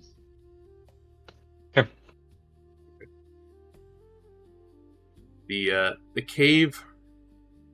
I think in addition, Drake, you would find someone laying sort of against the edge of the cave, kind of hidden by some bushes and trees, and they do look like they have passed maybe a couple of weeks to months ago, probably from just being here too long. Like they just slowly faded away while meditating and trying to find peace here.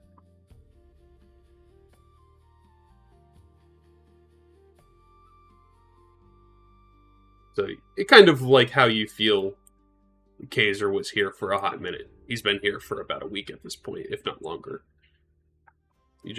Some people get entranced when they come here.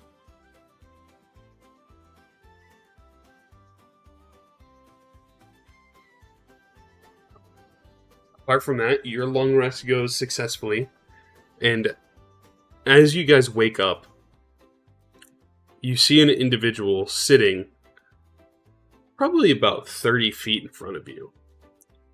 And as you guys wake up, he's clapping. Rise and shine, sunshine. I cannot believe that you did it so simply. I was expecting that you are going to have a little bit more trouble. Who knows? As you all turn and look, and you see this elvish man sitting there watching you, almost studying you to some degree. This was your first encounter with a archdemon? And you all have managed to survive, at least for now?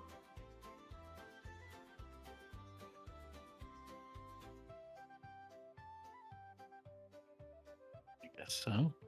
Well, That's because we're a great team. Well, I can see that easily. I was watching the whole time. That's comforting. He's holding like this brown spellbook too. That's kind of wrapped, very roughly wrapped. I think everyone roll a religion check, and Drake, you can do this at advantage. This tome that he's holding looks ancient. It looks, in the worst way to describe it, it looks evil to some degree. Black lettering, almost ripped bindings. It's held together with hatred and malice. And I think Anakin and Dan, you would probably recognize this book as like a form of the Demonomicon. And he is seemingly using it as his spellbook. He'll tell you guys as he's kind of holding back, clenching his spellbook. So that was my friend Diablo that you have just faced. What did you think of him? It was kind of grinding. He chuckles a little bit. Diablo is the archdemon of death? I noticed. So I am very surprised that you are alive. He's normally more efficient when he does his work. Not to say that I am not happy that you are still here. It's my pleasure to disappoint him. You know, you all are a very interesting collective of adventurers. Oh, thank you. Thank you for noticing. I told your other friend, it is a wildborn, that I knew there was a reason to keep an eye on you. You have now met 3 archdemons and you have survived all of them. It's pretty scary. Thank you, Miss Canada, for... What did you say there? Sir, I think you miscounted. What do you mean? There was actually 4. Your mother was with me last night. Oh, Ooh. That is a zinger. He sort of sits back. Normally I shall make a demon out of you for such comments, but it's taken me by surprise, and I appreciate the humor. I'm sure that you have some questions.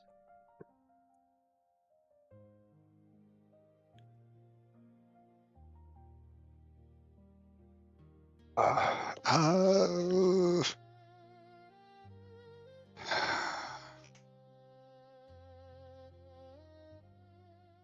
think the last time you guys have seen him, by the way, he was talking with Mako, and he sent Fulwin to an elevator ride to hell, essentially, as he fell down a pit.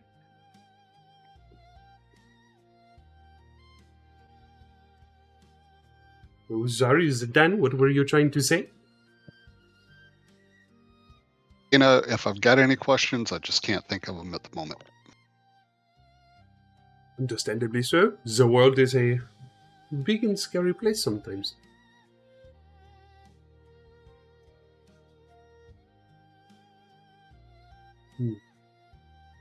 But I like testing you all. I think you all will prove very useful in the future. Useful for you? Useful for the world. What do you get out of it? I get to sit back and research and appreciate everything that is going on.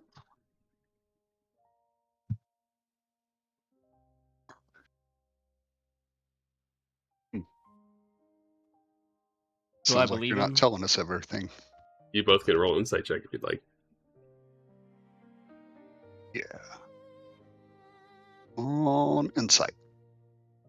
Oh, for a second I thought that was a 20.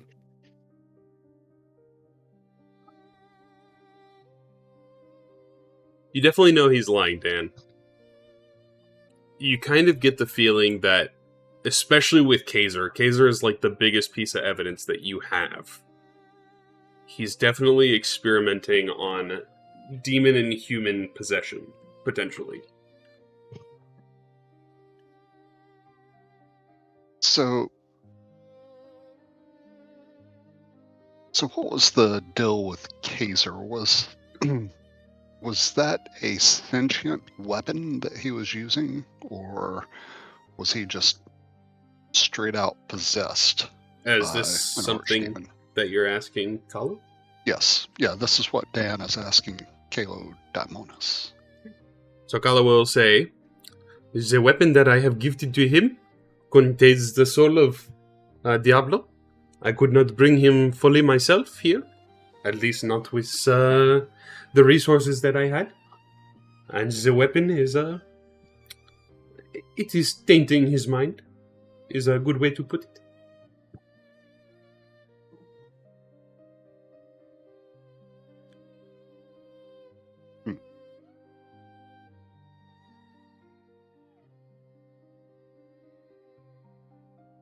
Okay.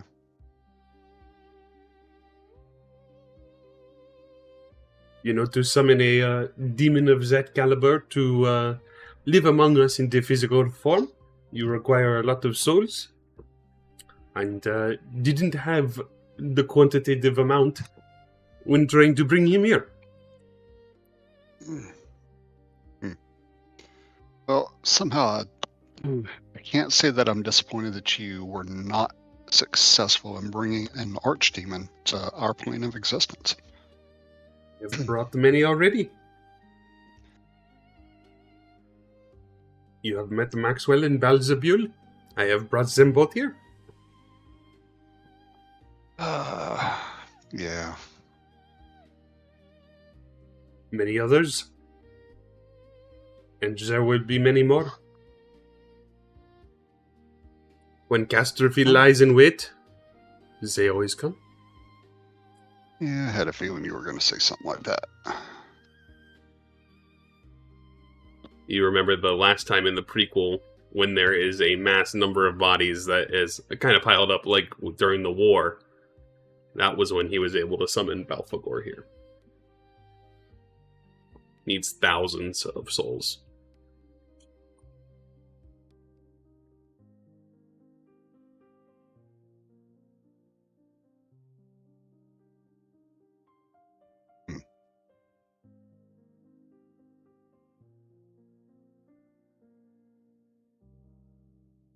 He turns and he peers at you. And believe it or not, there is someone closer to the demons amongst you already, whether you believe me or not. Some of you might even work for the demons. I think he would glance towards Anakin. I don't work for no fucking demons. He takes a heavy sigh. I guess only time will tell. Yeah. Why, can you see into my future? No. I'm a conjurer, not a diviner. Oh, look at someone else then. Yes, I'm afraid we have mistaken him to be a conjurer of cheap tricks. He's a good guy. Who do you think I am, conjuration?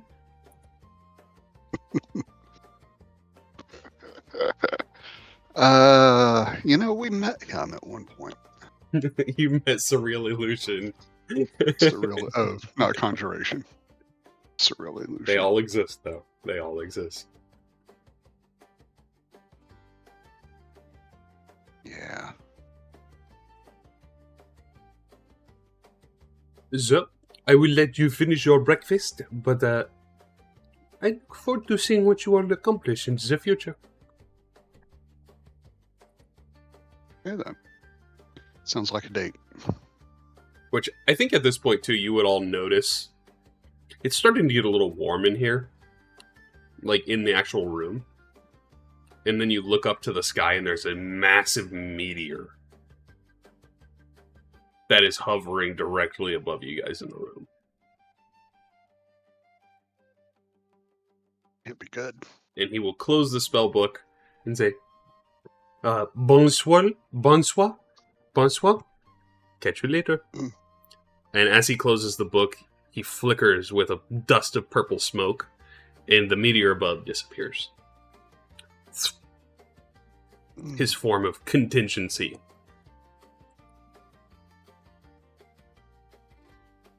Well, after I got my ass handed to me by Kazer, I wasn't exactly going to pick a fight with this guy just yet.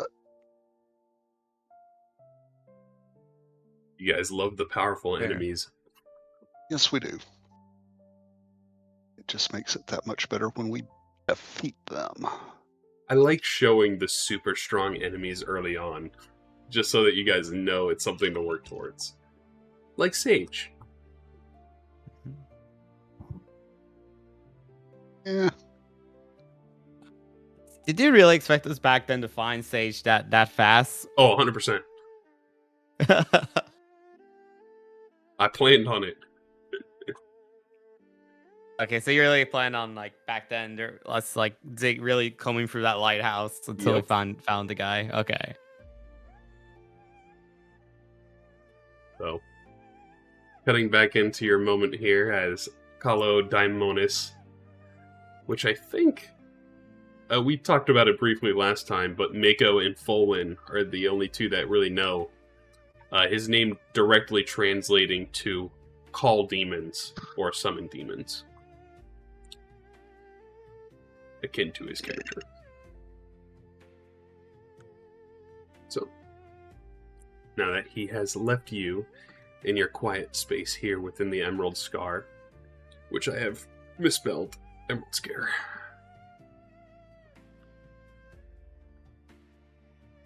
The day is yours. You have successfully chased Kazer out of this location for now to be seen another day.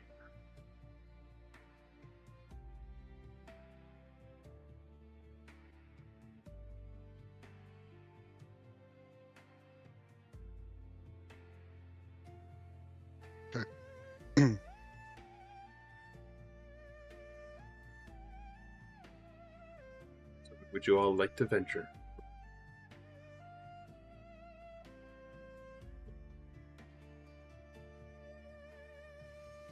I'll head where everyone else wants to go. I guess I'm like I'll be like I am concerned about Emientos again. But if everyone decides that we should continue direction of Sevenfold Haven, we can do that instead. No, I think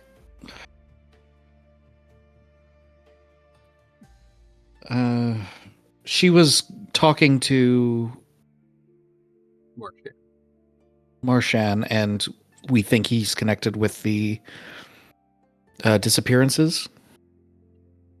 Yeah, he's partially connected to the disappearances through the creation because he's the one who creates homunculi, which you can, as the creator of the homunculus, give it direct orders and commands. Yes, so he is technically responsible for it.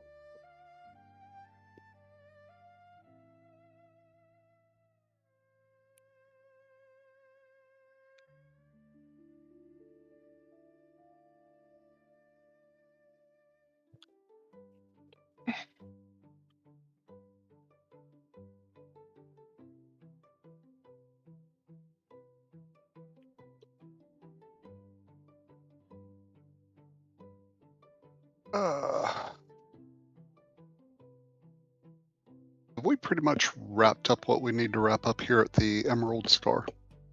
I assume so.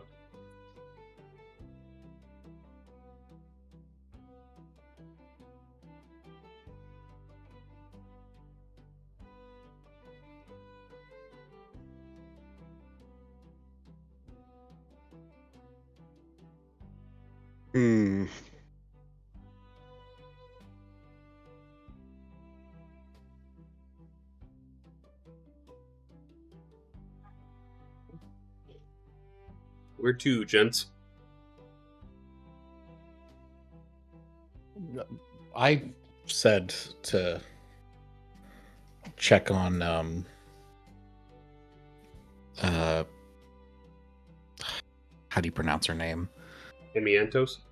Emiantos. All right, let's do that. That sounds like a good idea.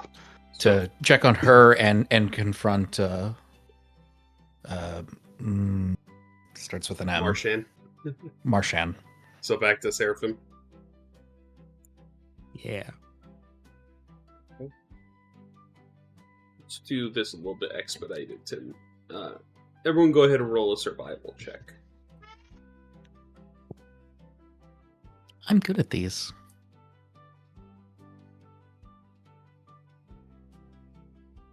No, I'm not. You're still I shaking tried. off those wounds. Oh, Yeah. pretty decent today.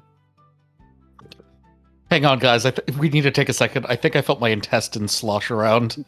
That's how a halfling gets a 1 right there. Alright, someone go ahead and roll a d20.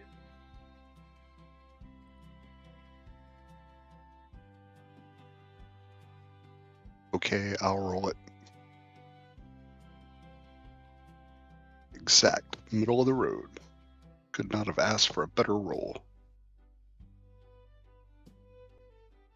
Ooh.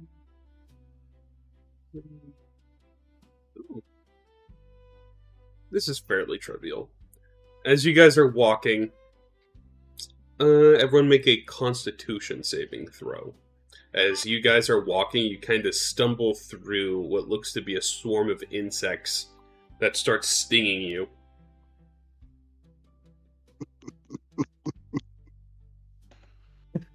And you are poisoned.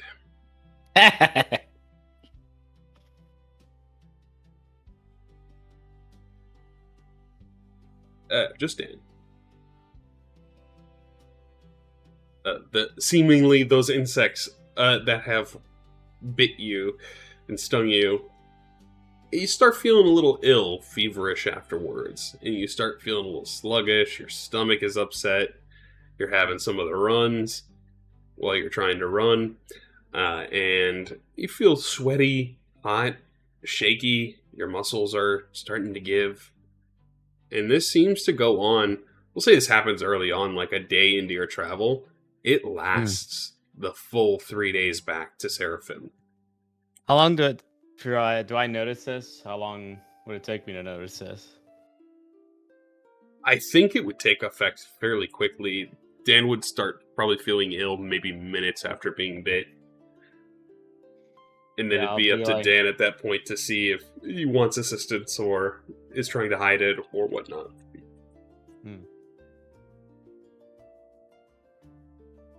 Alright, so I'm looking at Dan as we're moving about. I'm like, Dan, are you alright? Not really. I'm not feeling so good. Actually, I don't feel so good, Mr. Stark. Nima. So I'll be like, perhaps I can use my aura to heal you up, and I'm gonna do a new spell. And basically I'm gonna channel my my lay on hands, but instead I'm gonna make it so it like attacks what I see is just like probably poison from the stings. They're probably visible on Dan's body. Mm-hmm. Heal us up. I'm casting Lesser Restoration. Ooh. Okay. And easy enough, you have removed the disease. Thank you, Mira. You're welcome. It should be pretty good to go to carry on. Yep. And then within the 2-day travel after that, you would also get your spells back. So you don't have to mark that one off.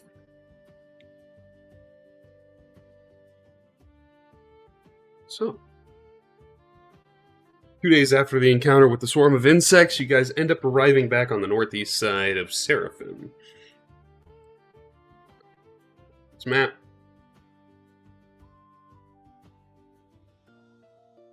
You guys would probably be coming in to the trail just to the west of the Capitol building, since it's on the closer side. And that was where you had last seen Amiantos and where Marshan and Delane and Miri all live. So.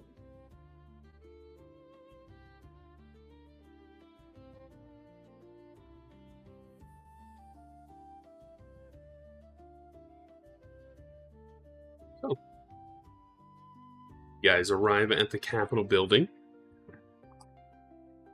You guys do anything in particular here? There's your normal guy.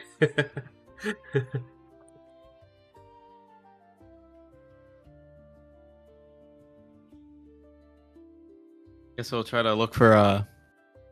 Do we know if there's any shops here, by the way? So this green one is the Alchemist. And then you have, like, general stores, like, down in here. And then the black market is over here. And there may be weapons and such at the Hunting Lodge.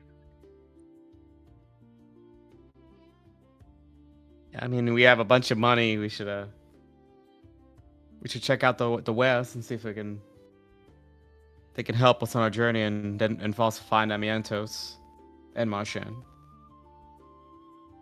Yeah.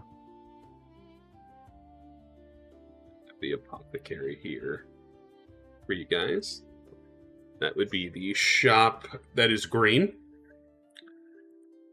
Whoops, my notes are light as heck for this one. Let me see.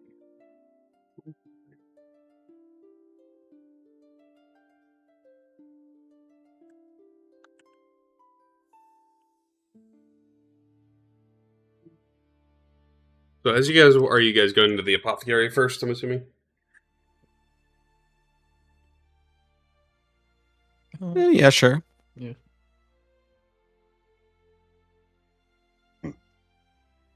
As you guys walk inside the apothecary, you immediately smell the fresh herbs and such that exist within this space, and a couple of other potions that are brewing, seemingly in the back. You see an older man who's fitted in gardener attire, and he kind of looks like the guy from Rugrats, like the grandpa. And he's wearing, like, gardener outfit. And he's standing there, he sees you guys coming, he's like, "Oh, hi, how's it going? What can I get you today?"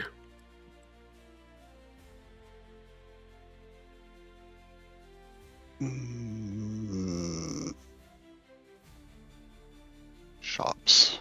What shop are we in? I dropped it in the chat. Apothecary. My name's Harold. If you need anything, don't hesitate to ask. All right, thank you, Harold. You'll also see another individual that is inside the apothecary. He looks to be a richer blonde man. And he's like...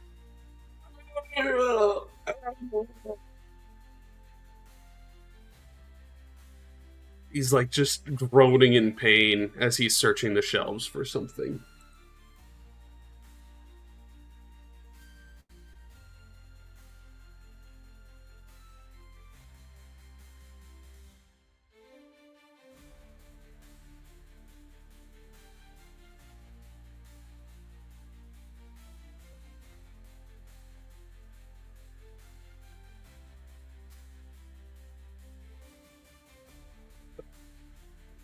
That is what you are fitted with in here.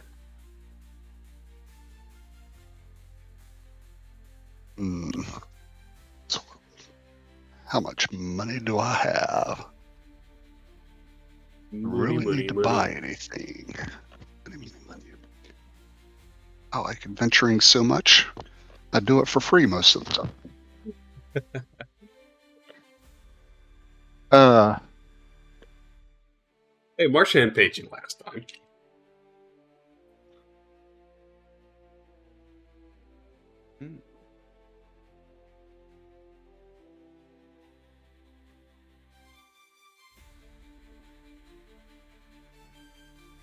So you'll probably see that other guy, the blonde, well-dressed individual that was kind of groaning. He'll turn to the shopkeeper too.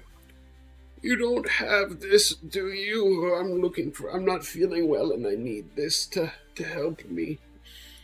And you'll see Harold like, oh no, I haven't been able to get in that item for some time now. That's what the missing thing I need to make that potion for you. Oh, whatever shall I do? He's got like this richer, noble-looking elf guy. If only I had some big, strong man to help find materials. Oh, me.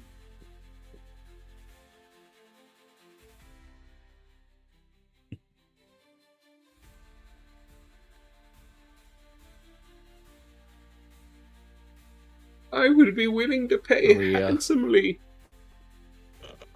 Are we just gonna... He's like that NPC in the corner of the room that just keeps saying some garbage as you're walking in and out.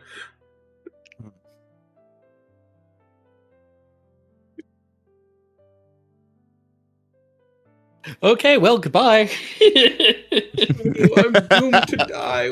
With all of this wealth, I was going to donate to someone. We can write up a new will and you can just leave it to me and that'll take care of that. Oh, you'd be willing to fetch the item I need to recover. Okay. What kind of item is it? I will reserve judgment on whether or not I want to go get it. You'll see Harold speak up. In the south area of Seraphim, there's a little oasis. There's an item called the rejuvenating vines you can find there. That's the only item I'm needing. Rejuvenating vines. Yep. What's the catch? Just haven't had time to go down there myself. Get some. Could be a quick, easy payday for you.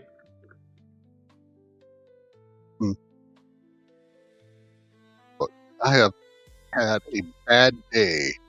I have been run through by a chainsaw. I've been slammed on the ground. I've been smacked around, beat up, To be fair, that wasn't today. poisoned. That was Well, yeah, you'll It's a week. yeah, you'll hear Harold go, "What's a chainsaw?" So, a point is, Harold, it's never easy. And the pay is almost always disappointing. How much are you talking about? You'll see the noble guy speak up. Oh, if you could save me, I will pay you handsomely.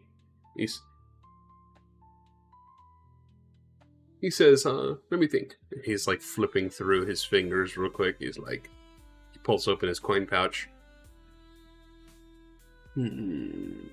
500 gold pieces. That's it. He's like, huh? What? His jaw drops. Wait, so I'm sorry. What is this quest? It's just a fetch quest for an item, but it's something that you guys can do at any time, kind of thing. Yeah. Someone's willing to spend 500 gold pieces to get an item? So that they don't die. It's a rich, spoiled, noble elf man that has money. That's a lot. Not to him. He's a noble. Which it is like a lot to most people. It's like almost 2 years worth of salary. Really? I thought like peasants were like a gold a year. Most peasants live off a gold a day.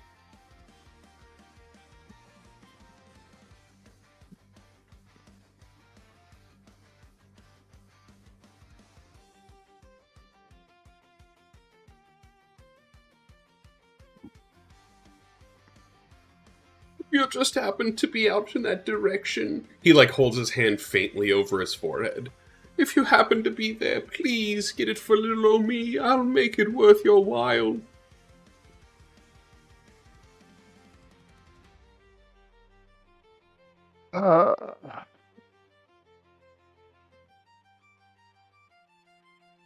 Well. Wait. All right, so you're willing to pay 500 gold pieces, and we go get these rejuvenating vines, which are on the south side of town, that you haven't had the time to go get. Is that correct? The shopkeeper hasn't had time, but the noble is the one that's needing them.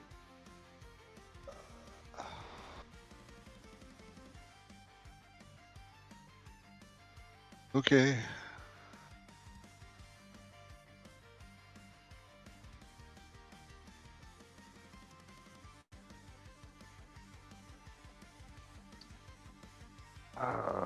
Okay, well, let's go get it.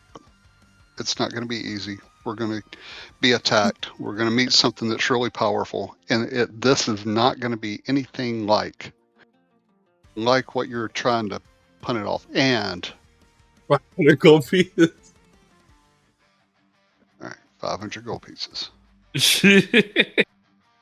Now, I may ratchet up that 500 gold pieces depending on how difficult it is. So that's going to be 500 gold pieces plus my expenses.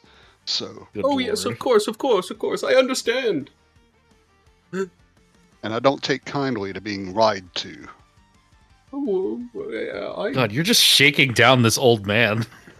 Well, this is the noble who's pleading and plighting. He's not that old. He's just like a blonde elf noble that probably stubs his toe and cries for an hour kind of guy. All right. Okay. I think this is going to be an interesting one because I think it's something that you're not expecting. Mm-hmm. Yep. So you guys want to run to the Oasis real quick? Yeah, I think we do that. Okay, we'll do this Is there short. anything in this? So Anything in here I need? as you guys end up, you can keep looking while you go. But as you guys head to the Oasis that's directly due south, it's about a 30-minute walk for you guys. You eventually come across this small, like, crystal blue oasis of swamp water. One tree in the middle of the oasis has this glowing greenish, rejuvenating vines on them. Looking at it, this appears to be the last living instance or the last existing instance of this rejuvenating vine. Uprooting this vine will essentially make it extinct. That is the decision that you guys are faced with.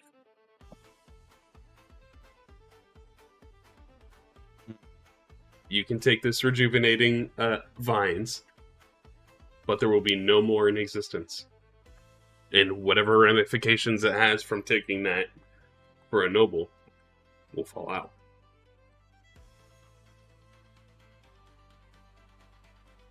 Leave it.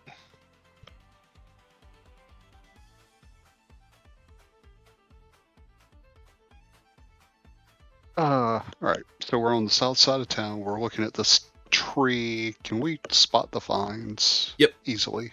They are like glowing green, like a light sea foam green color that are kind of dangling off of this tree. And there's only like one little cluster of them left.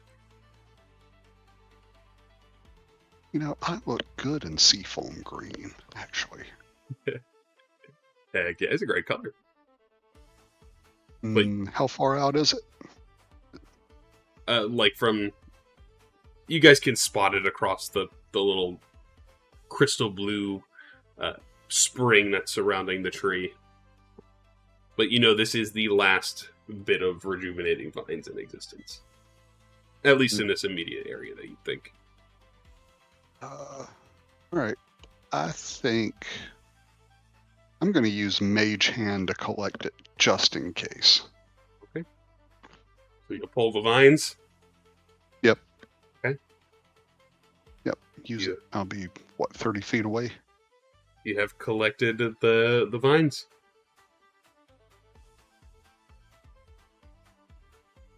That's it. All right. The last one. All right. Let's go take the vines back. Something to... I'm just... All right. Let's take the vines back. Okay. Better us than somebody else. You take the vines back to the apothecary. And as soon as you walk into the door, you'll see the noble guy.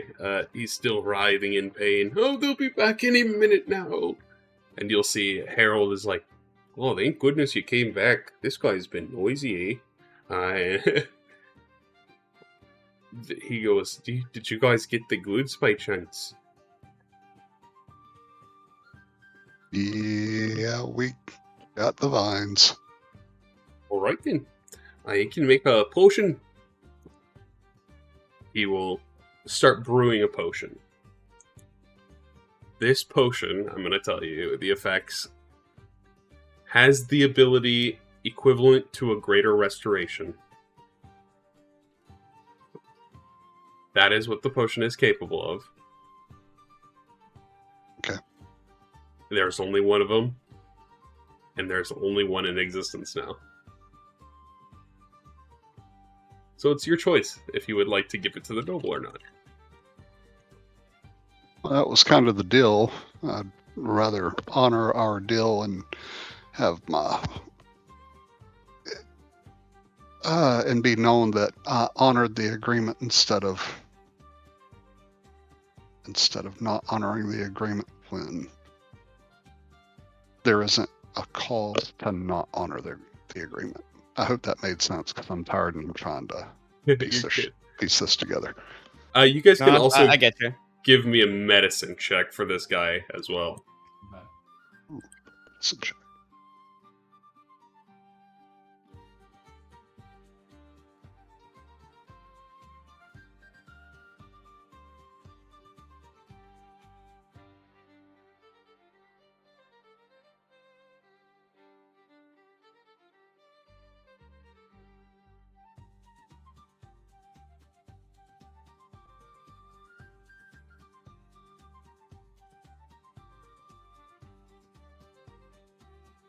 Olin Anakin?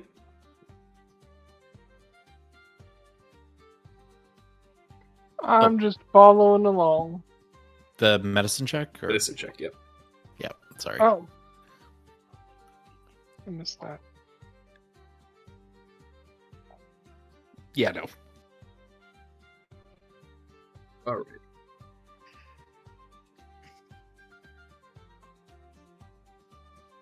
So both Anakin and Mira would kind of get the feeling that he doesn't need a potion of this power to cure what he has going on.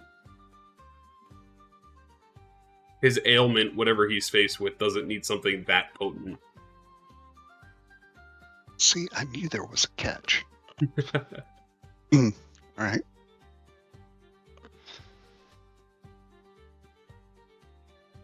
Since Dan didn't see that, we're kind of relying on the people in our party who did.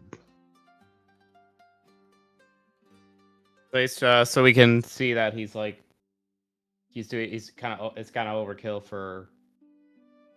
Very. Okay, so can we kind of tell what he's actually trying to heal? He doesn't seem like he has any like physical injuries on the outside.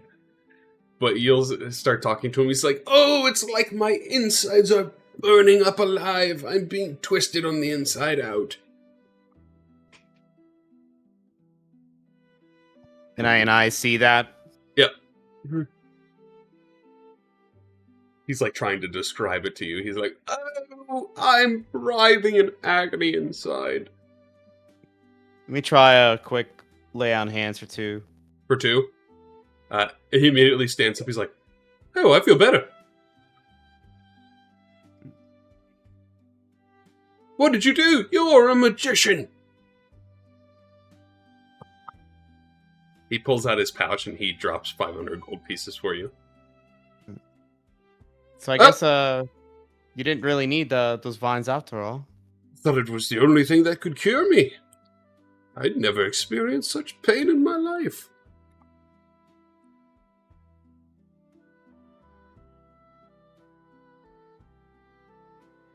You guys could also roll a D100, someone, and someone roll a D8. I got the D100 ready. Yeah, I can roll that. I call the D8. Alright. We'll multiply the results. And that is the additional gold pieces given to you in addition to the 500.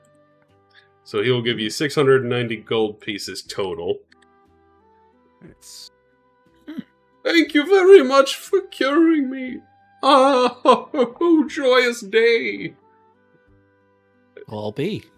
He, like, gives you the money, and he, like, prances on out. Toodaloo, thank you for the help. Does it take 2 wines before? Or do we still have them? No, you guys use the vines to make the potion already. So you guys Okay, have a... Do we have the potion, or does he have it? You do. You guys Okay. have a potion Nice. of greater restoration as soon as I can find it. Effectively a potion of greater restoration. Nice.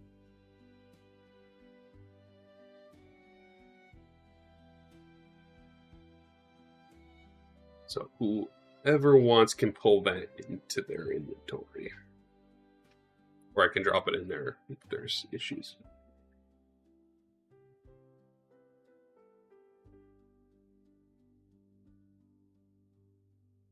Drake. Yeah. Drake should Yeah, take that's it. fine. You can.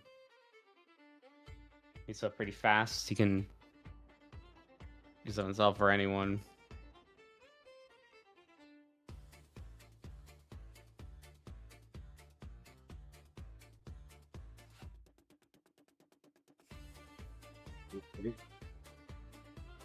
Got that there. And you guys have completed the last remedy quest. Easy does it. You'll see Harold's like, thank you for getting rid of that guy. He's always in here. He's annoying. I think he's a hypochondriac. How long has he been? He was just standing there. Well, he's been there for about a day. He came yesterday. And he even scared away one of my other normal customers.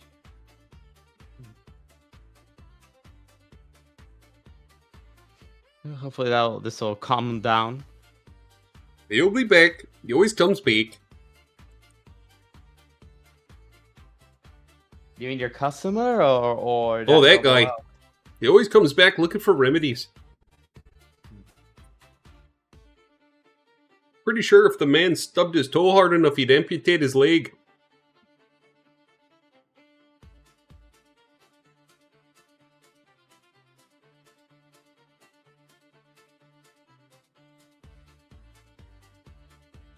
Okay, so I go back to looking at the potions that he's got, and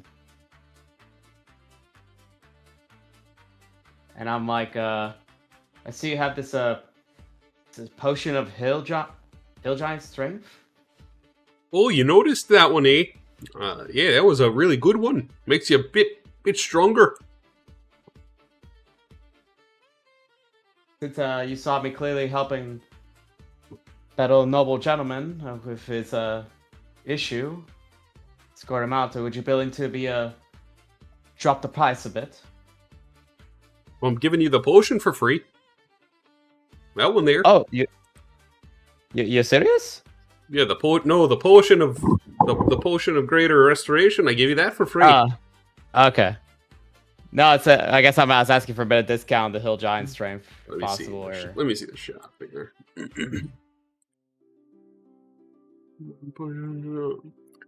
Make a persuasion check. Okay.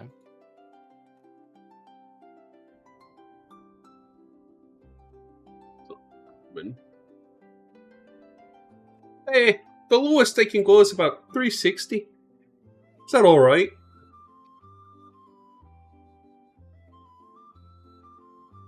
All right. I guess I'll save a little money. So you can buy it and then add back 27 if you wanted. Okay. Thank you very much for doing the patronage. He'll start trying to sell you guys up too. He's like, but adventurers like you all, you get some potions of healing, don't you know?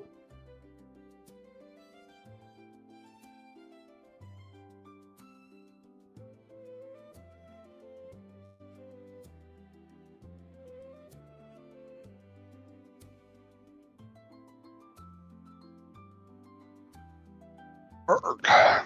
No takers. Hmm. Hmm. You guys sleepy today. Yeah. I mean, I still have my I have healing word, and normally I just use it to bring someone back up if they're down, and it's nice because it's a bonus action. So He'll pull out something how much different. I have these splash potions of healing. You throw it on somebody and it heals them. Ooh, how much are those? 55 gold pieces. You throw it, and if there's two people next to each other, it could potentially heal both of them. It could be How useful. much gold do I have again? I should take a few of those. There's 5 of them. My inventory. See, now they got the buyers. Good in that marketing. Yeah, I'll grab one. I don't think you guys can use the shop at the same time if you're both buying things. Oops. Did that give me 2 of them? Yes. What the hell? Mira, I guess only one person at a time. can yeah, use them, my only bad. Sorry. one person at a time because it has the same card. Alright. Sorry. Trade your I got- potions. You're mixing them up here. Yeah. Jimmying it up over here. Alright, so how do I take So these whose turn is 2 it? splash You can potions just of healing out of mine? you can drop one in the chat, and then Mira can drag it into her inventory, and then it'll transfer it. Right. And then you guys can just minus 55 and add 55 if you wanted for gold pieces.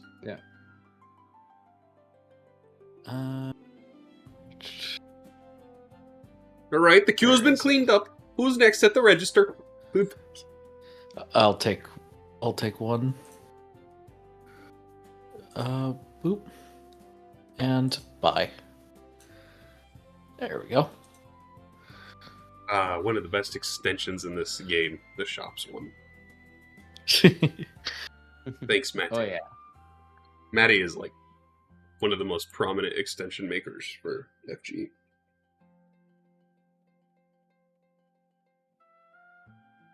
I guess I'll take both of those splash potions. I'd assume because I probably have one of the best arms of all of us. I guess, and I think they have a Mako. designated range. Oh, I do. Mhm. What's range? Let's see. Oh, okay, so that's 20 for short 20 range. short and range, 60 long range. Oh, it's a dex check. I thought it was would be a strength check.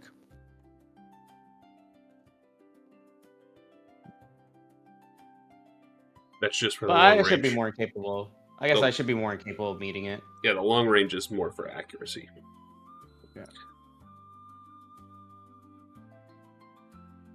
Decent dex. Not the best dex, but decent at it.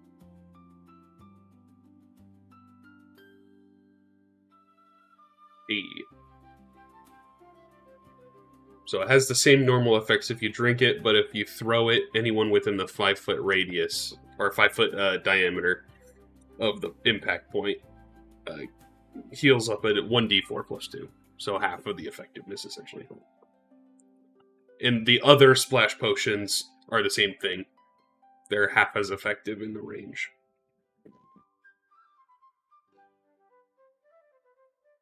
You guys buying me out? I really like it. I'm gonna have to start making more.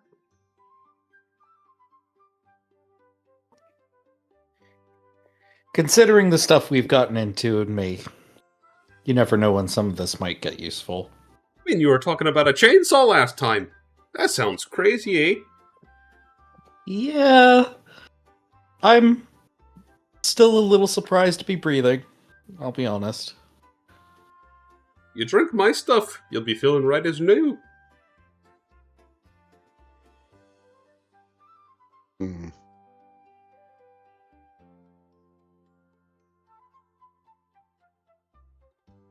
Hopefully, it'll help us feel as good as that noble elf after I healed him. Sure, you will.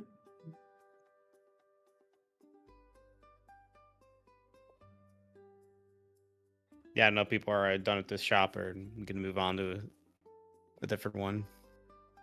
The other ones have just general goods, weapons, armor. And then there is the black market. Trinkets, odds and ends, that sort of thing. Odds and ends and breads and rations.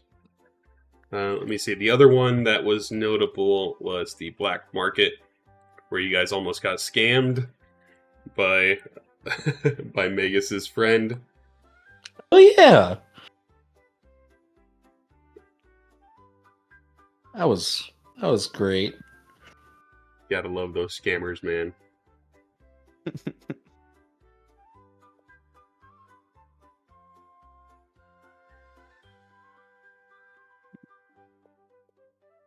With an upgrade service.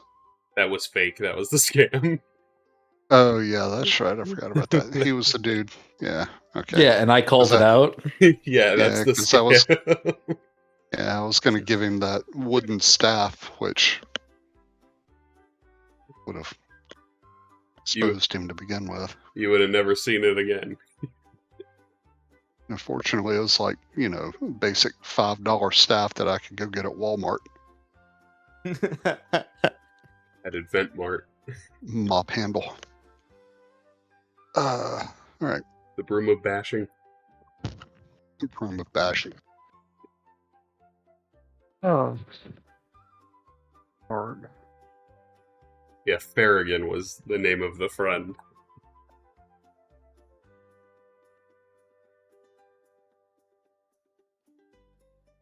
Someone bought the Cloak of Draukine last time they were here.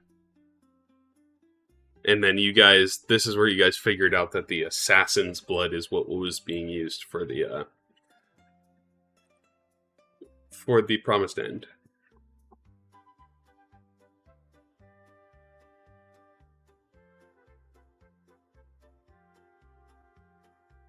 And if anybody needs a basic armor or a weapon, they can make the equivalent exchange for the gold.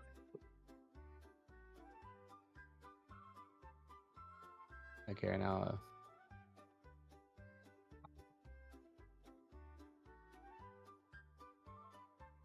Yeah, right now I'm thinking I might actually take that Cloak of Draukine.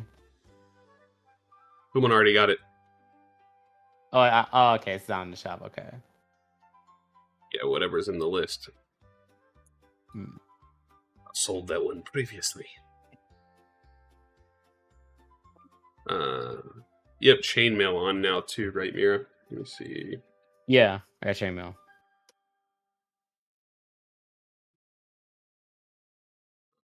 Get full plate armor. I wanted to see how much that was.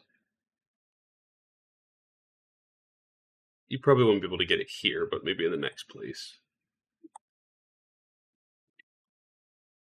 1,500. So that's something to save up for. Base AC of 18.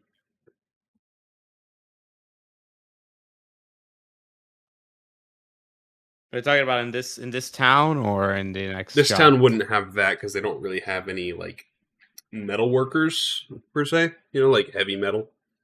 They don't have any forges or anything. Mm. Medius might have one when you get there. It's a little collection of everything.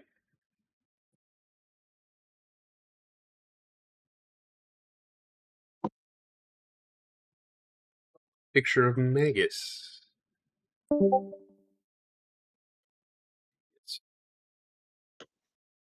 This is Magus.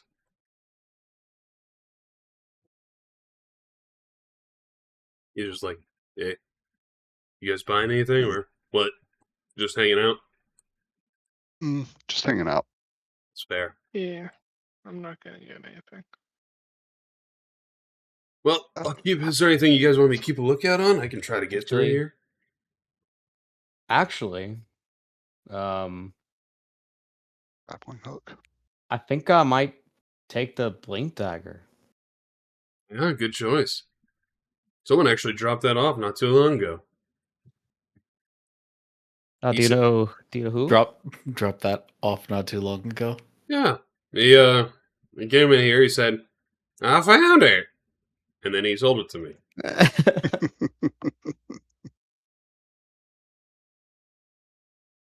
I found it. Well, that's I got it a somewhat decent long range attack. But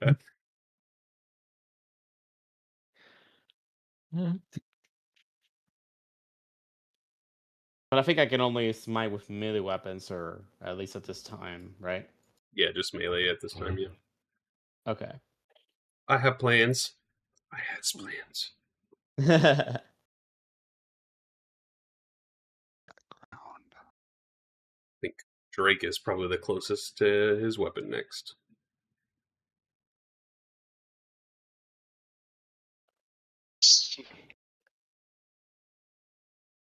All right. So what happened to all of my? I had like all the 5th edition books, and it's like they are non-existent in this Oh, in the since we did this assets? upgrade. Oh, let me see. Maybe I just don't have them shared. Because I have to allow them on the server. It's activation.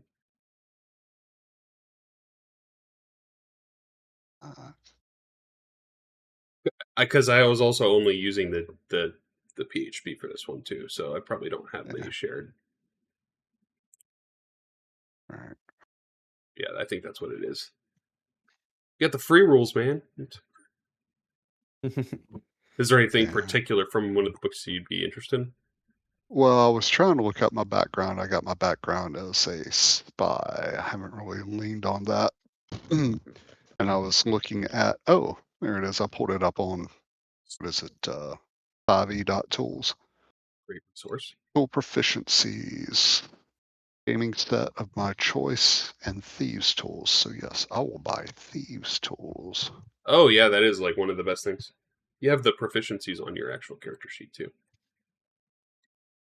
Okay. If you open up the little like Yes, I did. bubble there next to it. All right. So I can not only cast spells, but I can use thieves tools. Criminal background and spy are like one of the best for that. Or urchin. Yeah.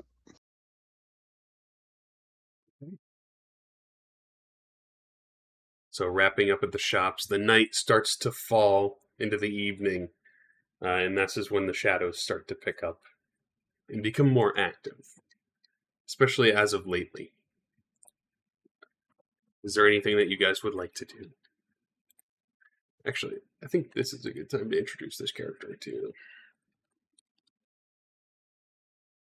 As you guys step outside of the warehouse district area here, the black market-like area, you see a type of humanoid you've never witnessed before. They're wearing a trench coat and a green cloak. They got a little bit heavier armor. He has a slash across his face, a bushy black tail, and squirrel-like features. You'll see this individual, he's kind of like standing on top of one of the roofs, looking around, dashing his eyes. And this is what you see. Apperdut? William, the way you said that makes me not hopeful at all. Oh my god. Jabbernut. I mean, I'll be honest, his art goes harder than it feel like it should, but I agree.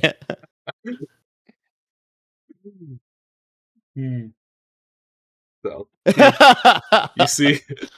you see him standing on top of the roof.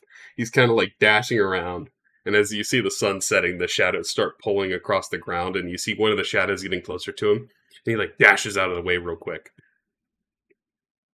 like a squirrel that thinks he's Batman. Squirrel. Like, I'm Jabbernut. Jabbernut. Let's see how he sounds like, though. So do you call out to him as he's on the roof?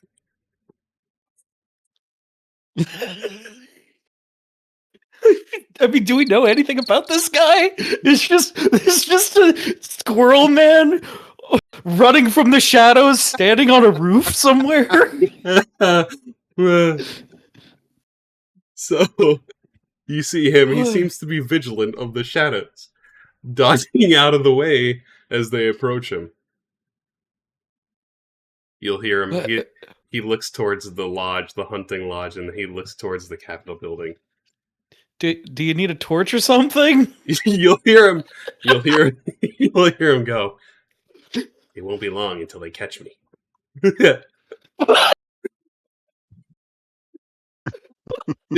Will you? I'm sorry. I know this is supposed to be a really cool character, but it's just like he just.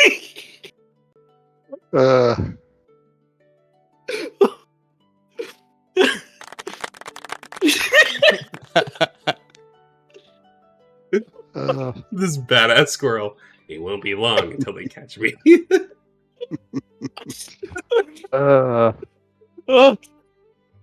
Well, this was worth the price of admission, that's for sure. I'm sorry, my mind is taking it like he's a tinfoil hat kind of character. It's just like chronically afraid of the shadows. Oh my god. I'm sorry, I'm ruining It's the moment. good. It's good. No, you're good.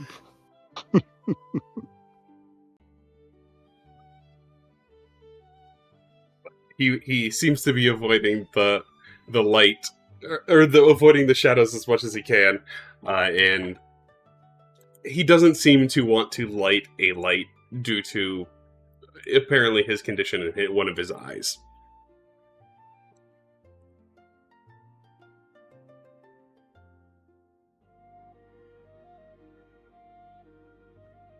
Wow. One of you guys are gonna have to take this because I'm having trouble taking him seriously. Is he speaking to us? Or No, is he's that kind of just staring okay? off at the two big prominent buildings, and then he says that to himself. The darkness is coming for me. William, you I'll made try me to do laugh a- enough. I'm I'll sorry. try to do a telepathic link with the squirrel dude. Be like, yo, what's up? He pauses for a second. It's gotten me. I haven't got you yet. Oh my god, it's talking now. Yeah. Yeah, it could be worse. I mean, I could be right beside you. He's looking at the shadows. You came for me before, now you're coming again. Yeah. No, it's like, I want you to see that I'm not the shadows. Look over here off the edge of the building. Look, I'm the strange half-elf dude waving his arm at you. He spins around, he's like... That was terrible, actually. He spins around chattering a little bit. He's like, oh, hey! As he slowly is stepping into the light a little bit more as the sun is dropping.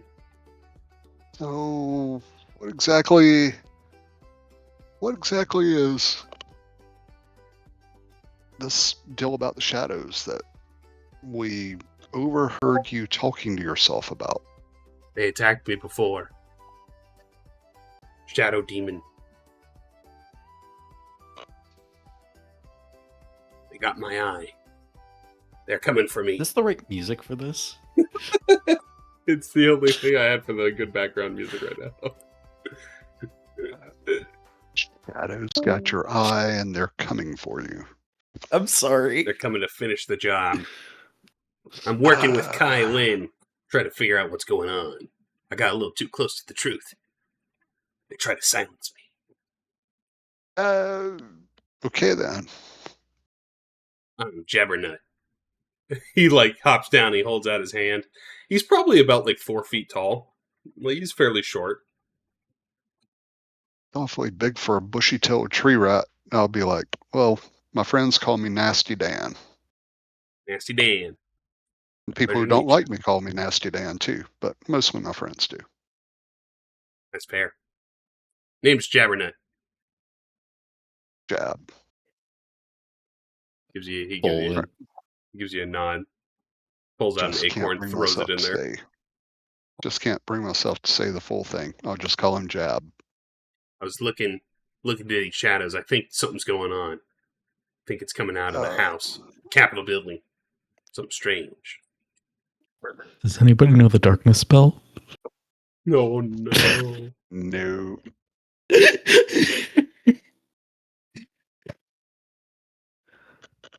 I'll reach my hand out.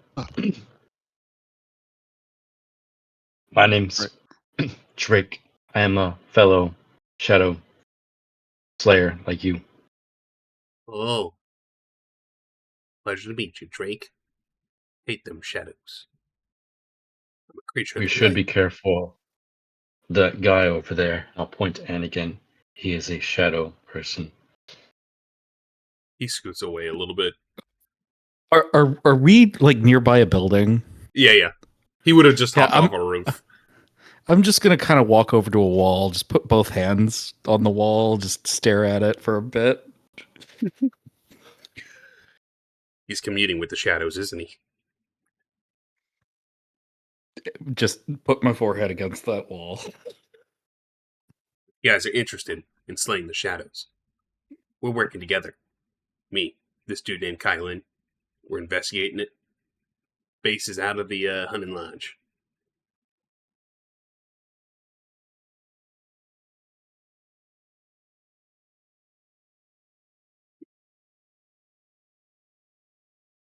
Speech being completely silent says everything for this character.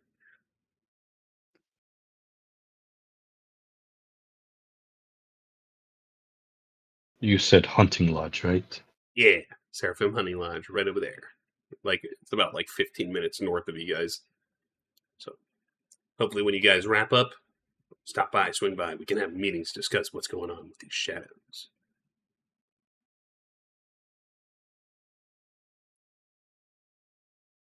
You know what, brother? I know that sounds great. Yeah. His armor looks so metal for how wimpy this character is. It's great. So, where you guys going now? You guys going to investigate something?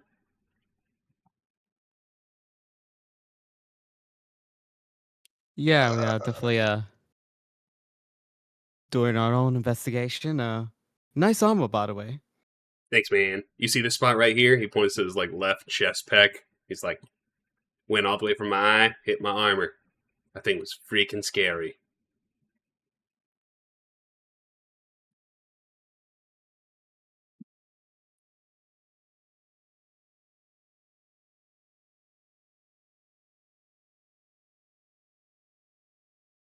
Do I believe it that someone just slashed him there?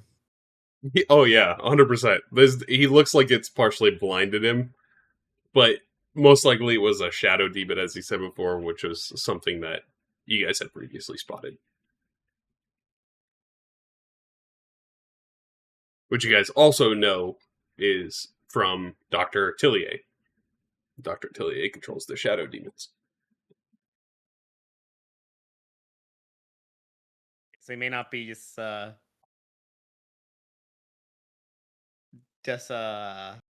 crazy squirrel in armor. Probably not.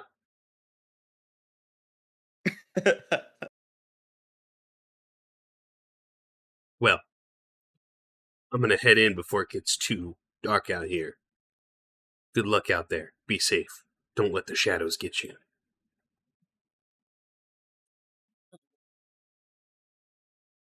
Okay. How does he get out of here? Does he twirl the cape and He flickers around real quick. He gets down on all fours and then hops away like a squirrel. nice? About what I expected. Yeah. Wow. What a guy. I wish I could grow up and be like him. He's my hero. Jabbernut. Jabbernut. Jabbernut. Jabberknight. Jabberknight. William hated him. Got it. I don't hate him.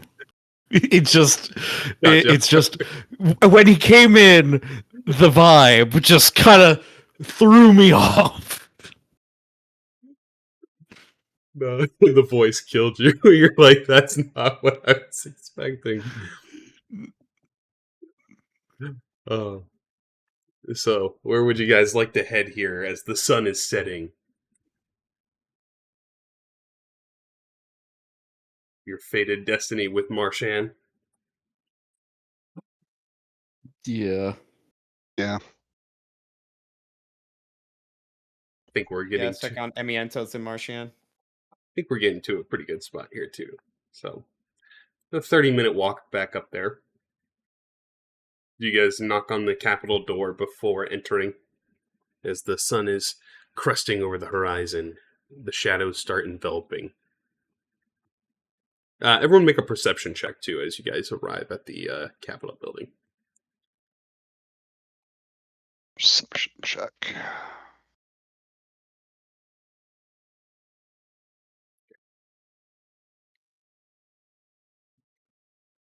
Just pull. Perception, and where are you?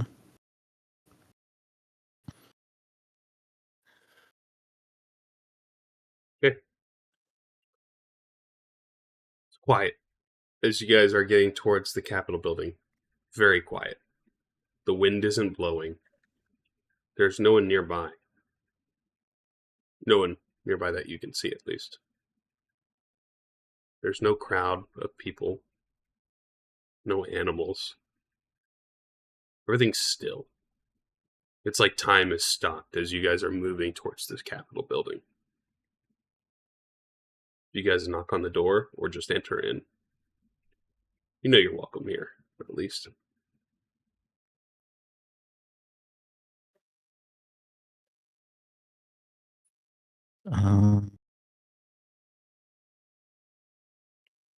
I guess we just go in. As you open the door and head within the Capitol building,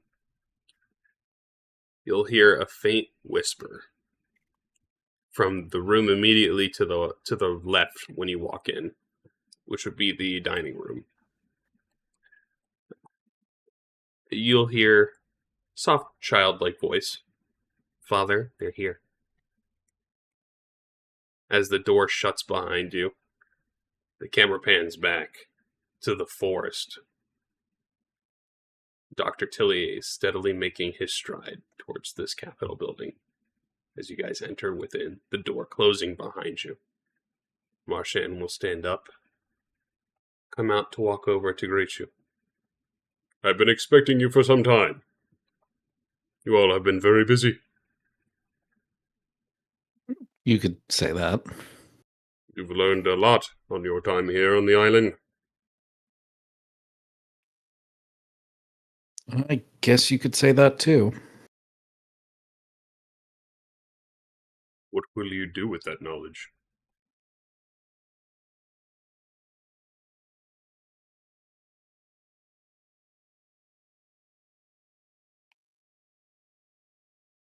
I really have no idea.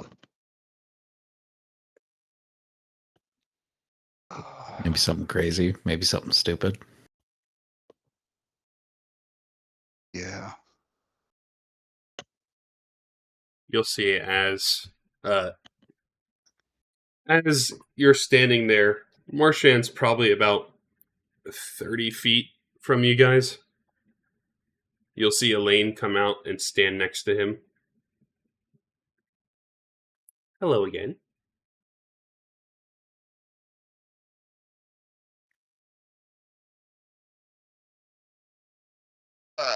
Hello. Let me go ahead and show you the pictures. All right. This one, and we need this one.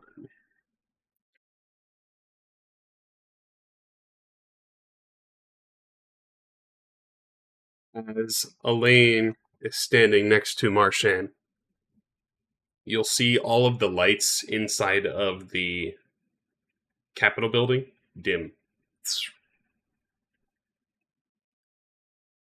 Shadows begin to fill the space completely.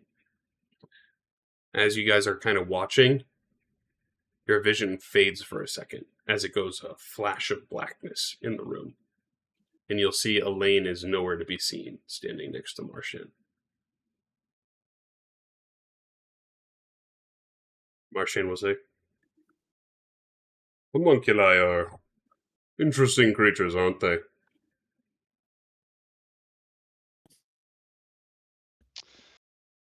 I gotta ask. Why? Why not? Loyal to a fault. Powerful as you make them. Sometimes for revenge, sometimes for reconnaissance. And what exactly are they reconning? Elaine keeps an eye over the whole island. Keeps me informed. My old home. My home that has been destroyed. And my city. We were there that night. The night that your compatriot at the inn was stabbed, watching. That's how we knew. Perfect cover-up to frame it on your friend.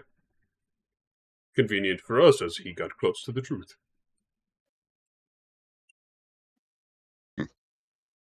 Convenient, huh? Indeed. So basically,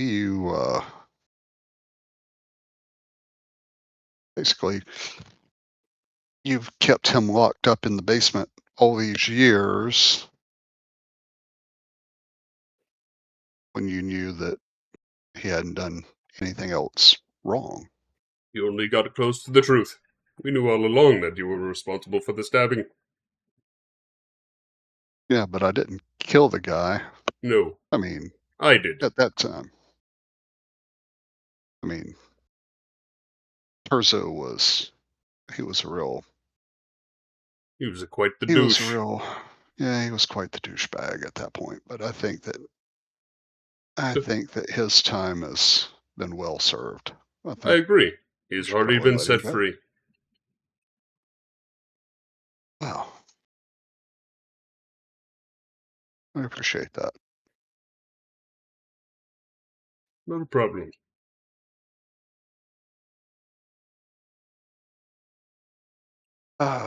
So, what are we talking about? How do you like to create homunculi? Well, the first homunculi I created was a pure experiment to get revenge on the bandits that have run me out of my first home. Hence why I was sending you to Elarath, because it got a little too out of control. It got a little out of control while we were there. And it has seemingly gotten stronger. Well, Dangerous homunculus I couldn't keep it here in the city, and it needed something to be pointed at. What better than the smugglers and bandits who have killed my previous wife and my son, kicked me out of my home? Seems perfect. poetic justice. Indeed.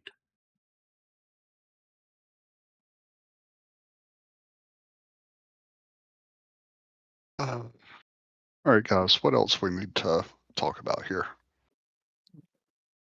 I'm not getting the impression that we need to fight. But do you know where Amientos is by any chance? Returned home. Quite the conversation. She's giving me a new perspective on things.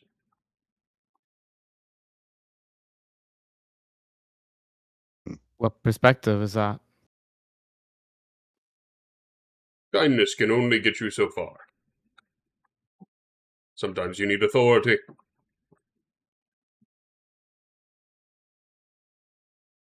Do I believe him? Give me an insight check.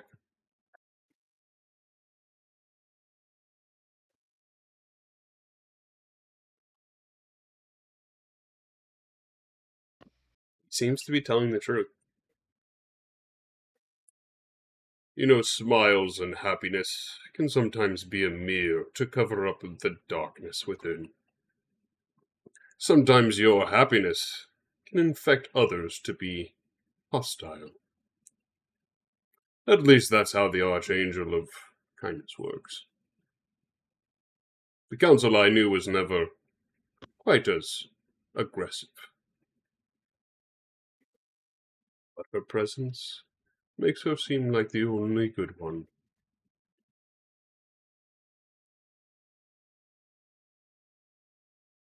Sorry, the Archangel of Kindness. Indeed. Not that it will matter in the long run. Your being here this evening has confirmed something.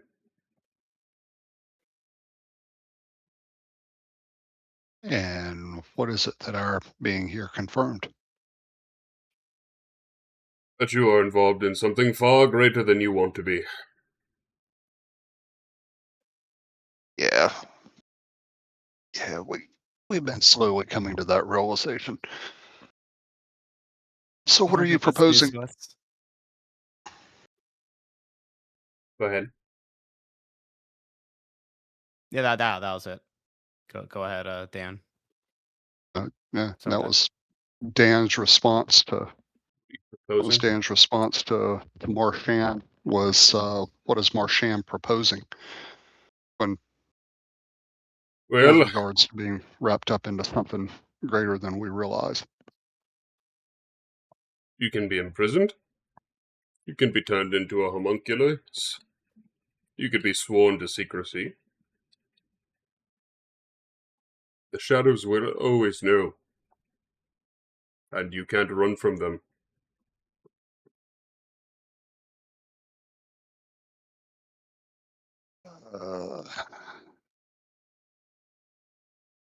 Homunculi, imprisonment, silence. And there's a fourth option. We could just fight it out right here.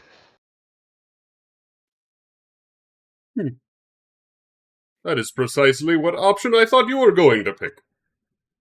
He draws his sword and holds it out, and then the door opens behind you guys. As the door opens behind you, the lights go out, and you appear in the center of the room, with Marchand on the other side of the room. And standing at the door is Dr. Tillier, flanked by multiple shadow demons. I guess this is war, gentlemen. And that's where we're going to call the session. So is that That's too really much. a bit like being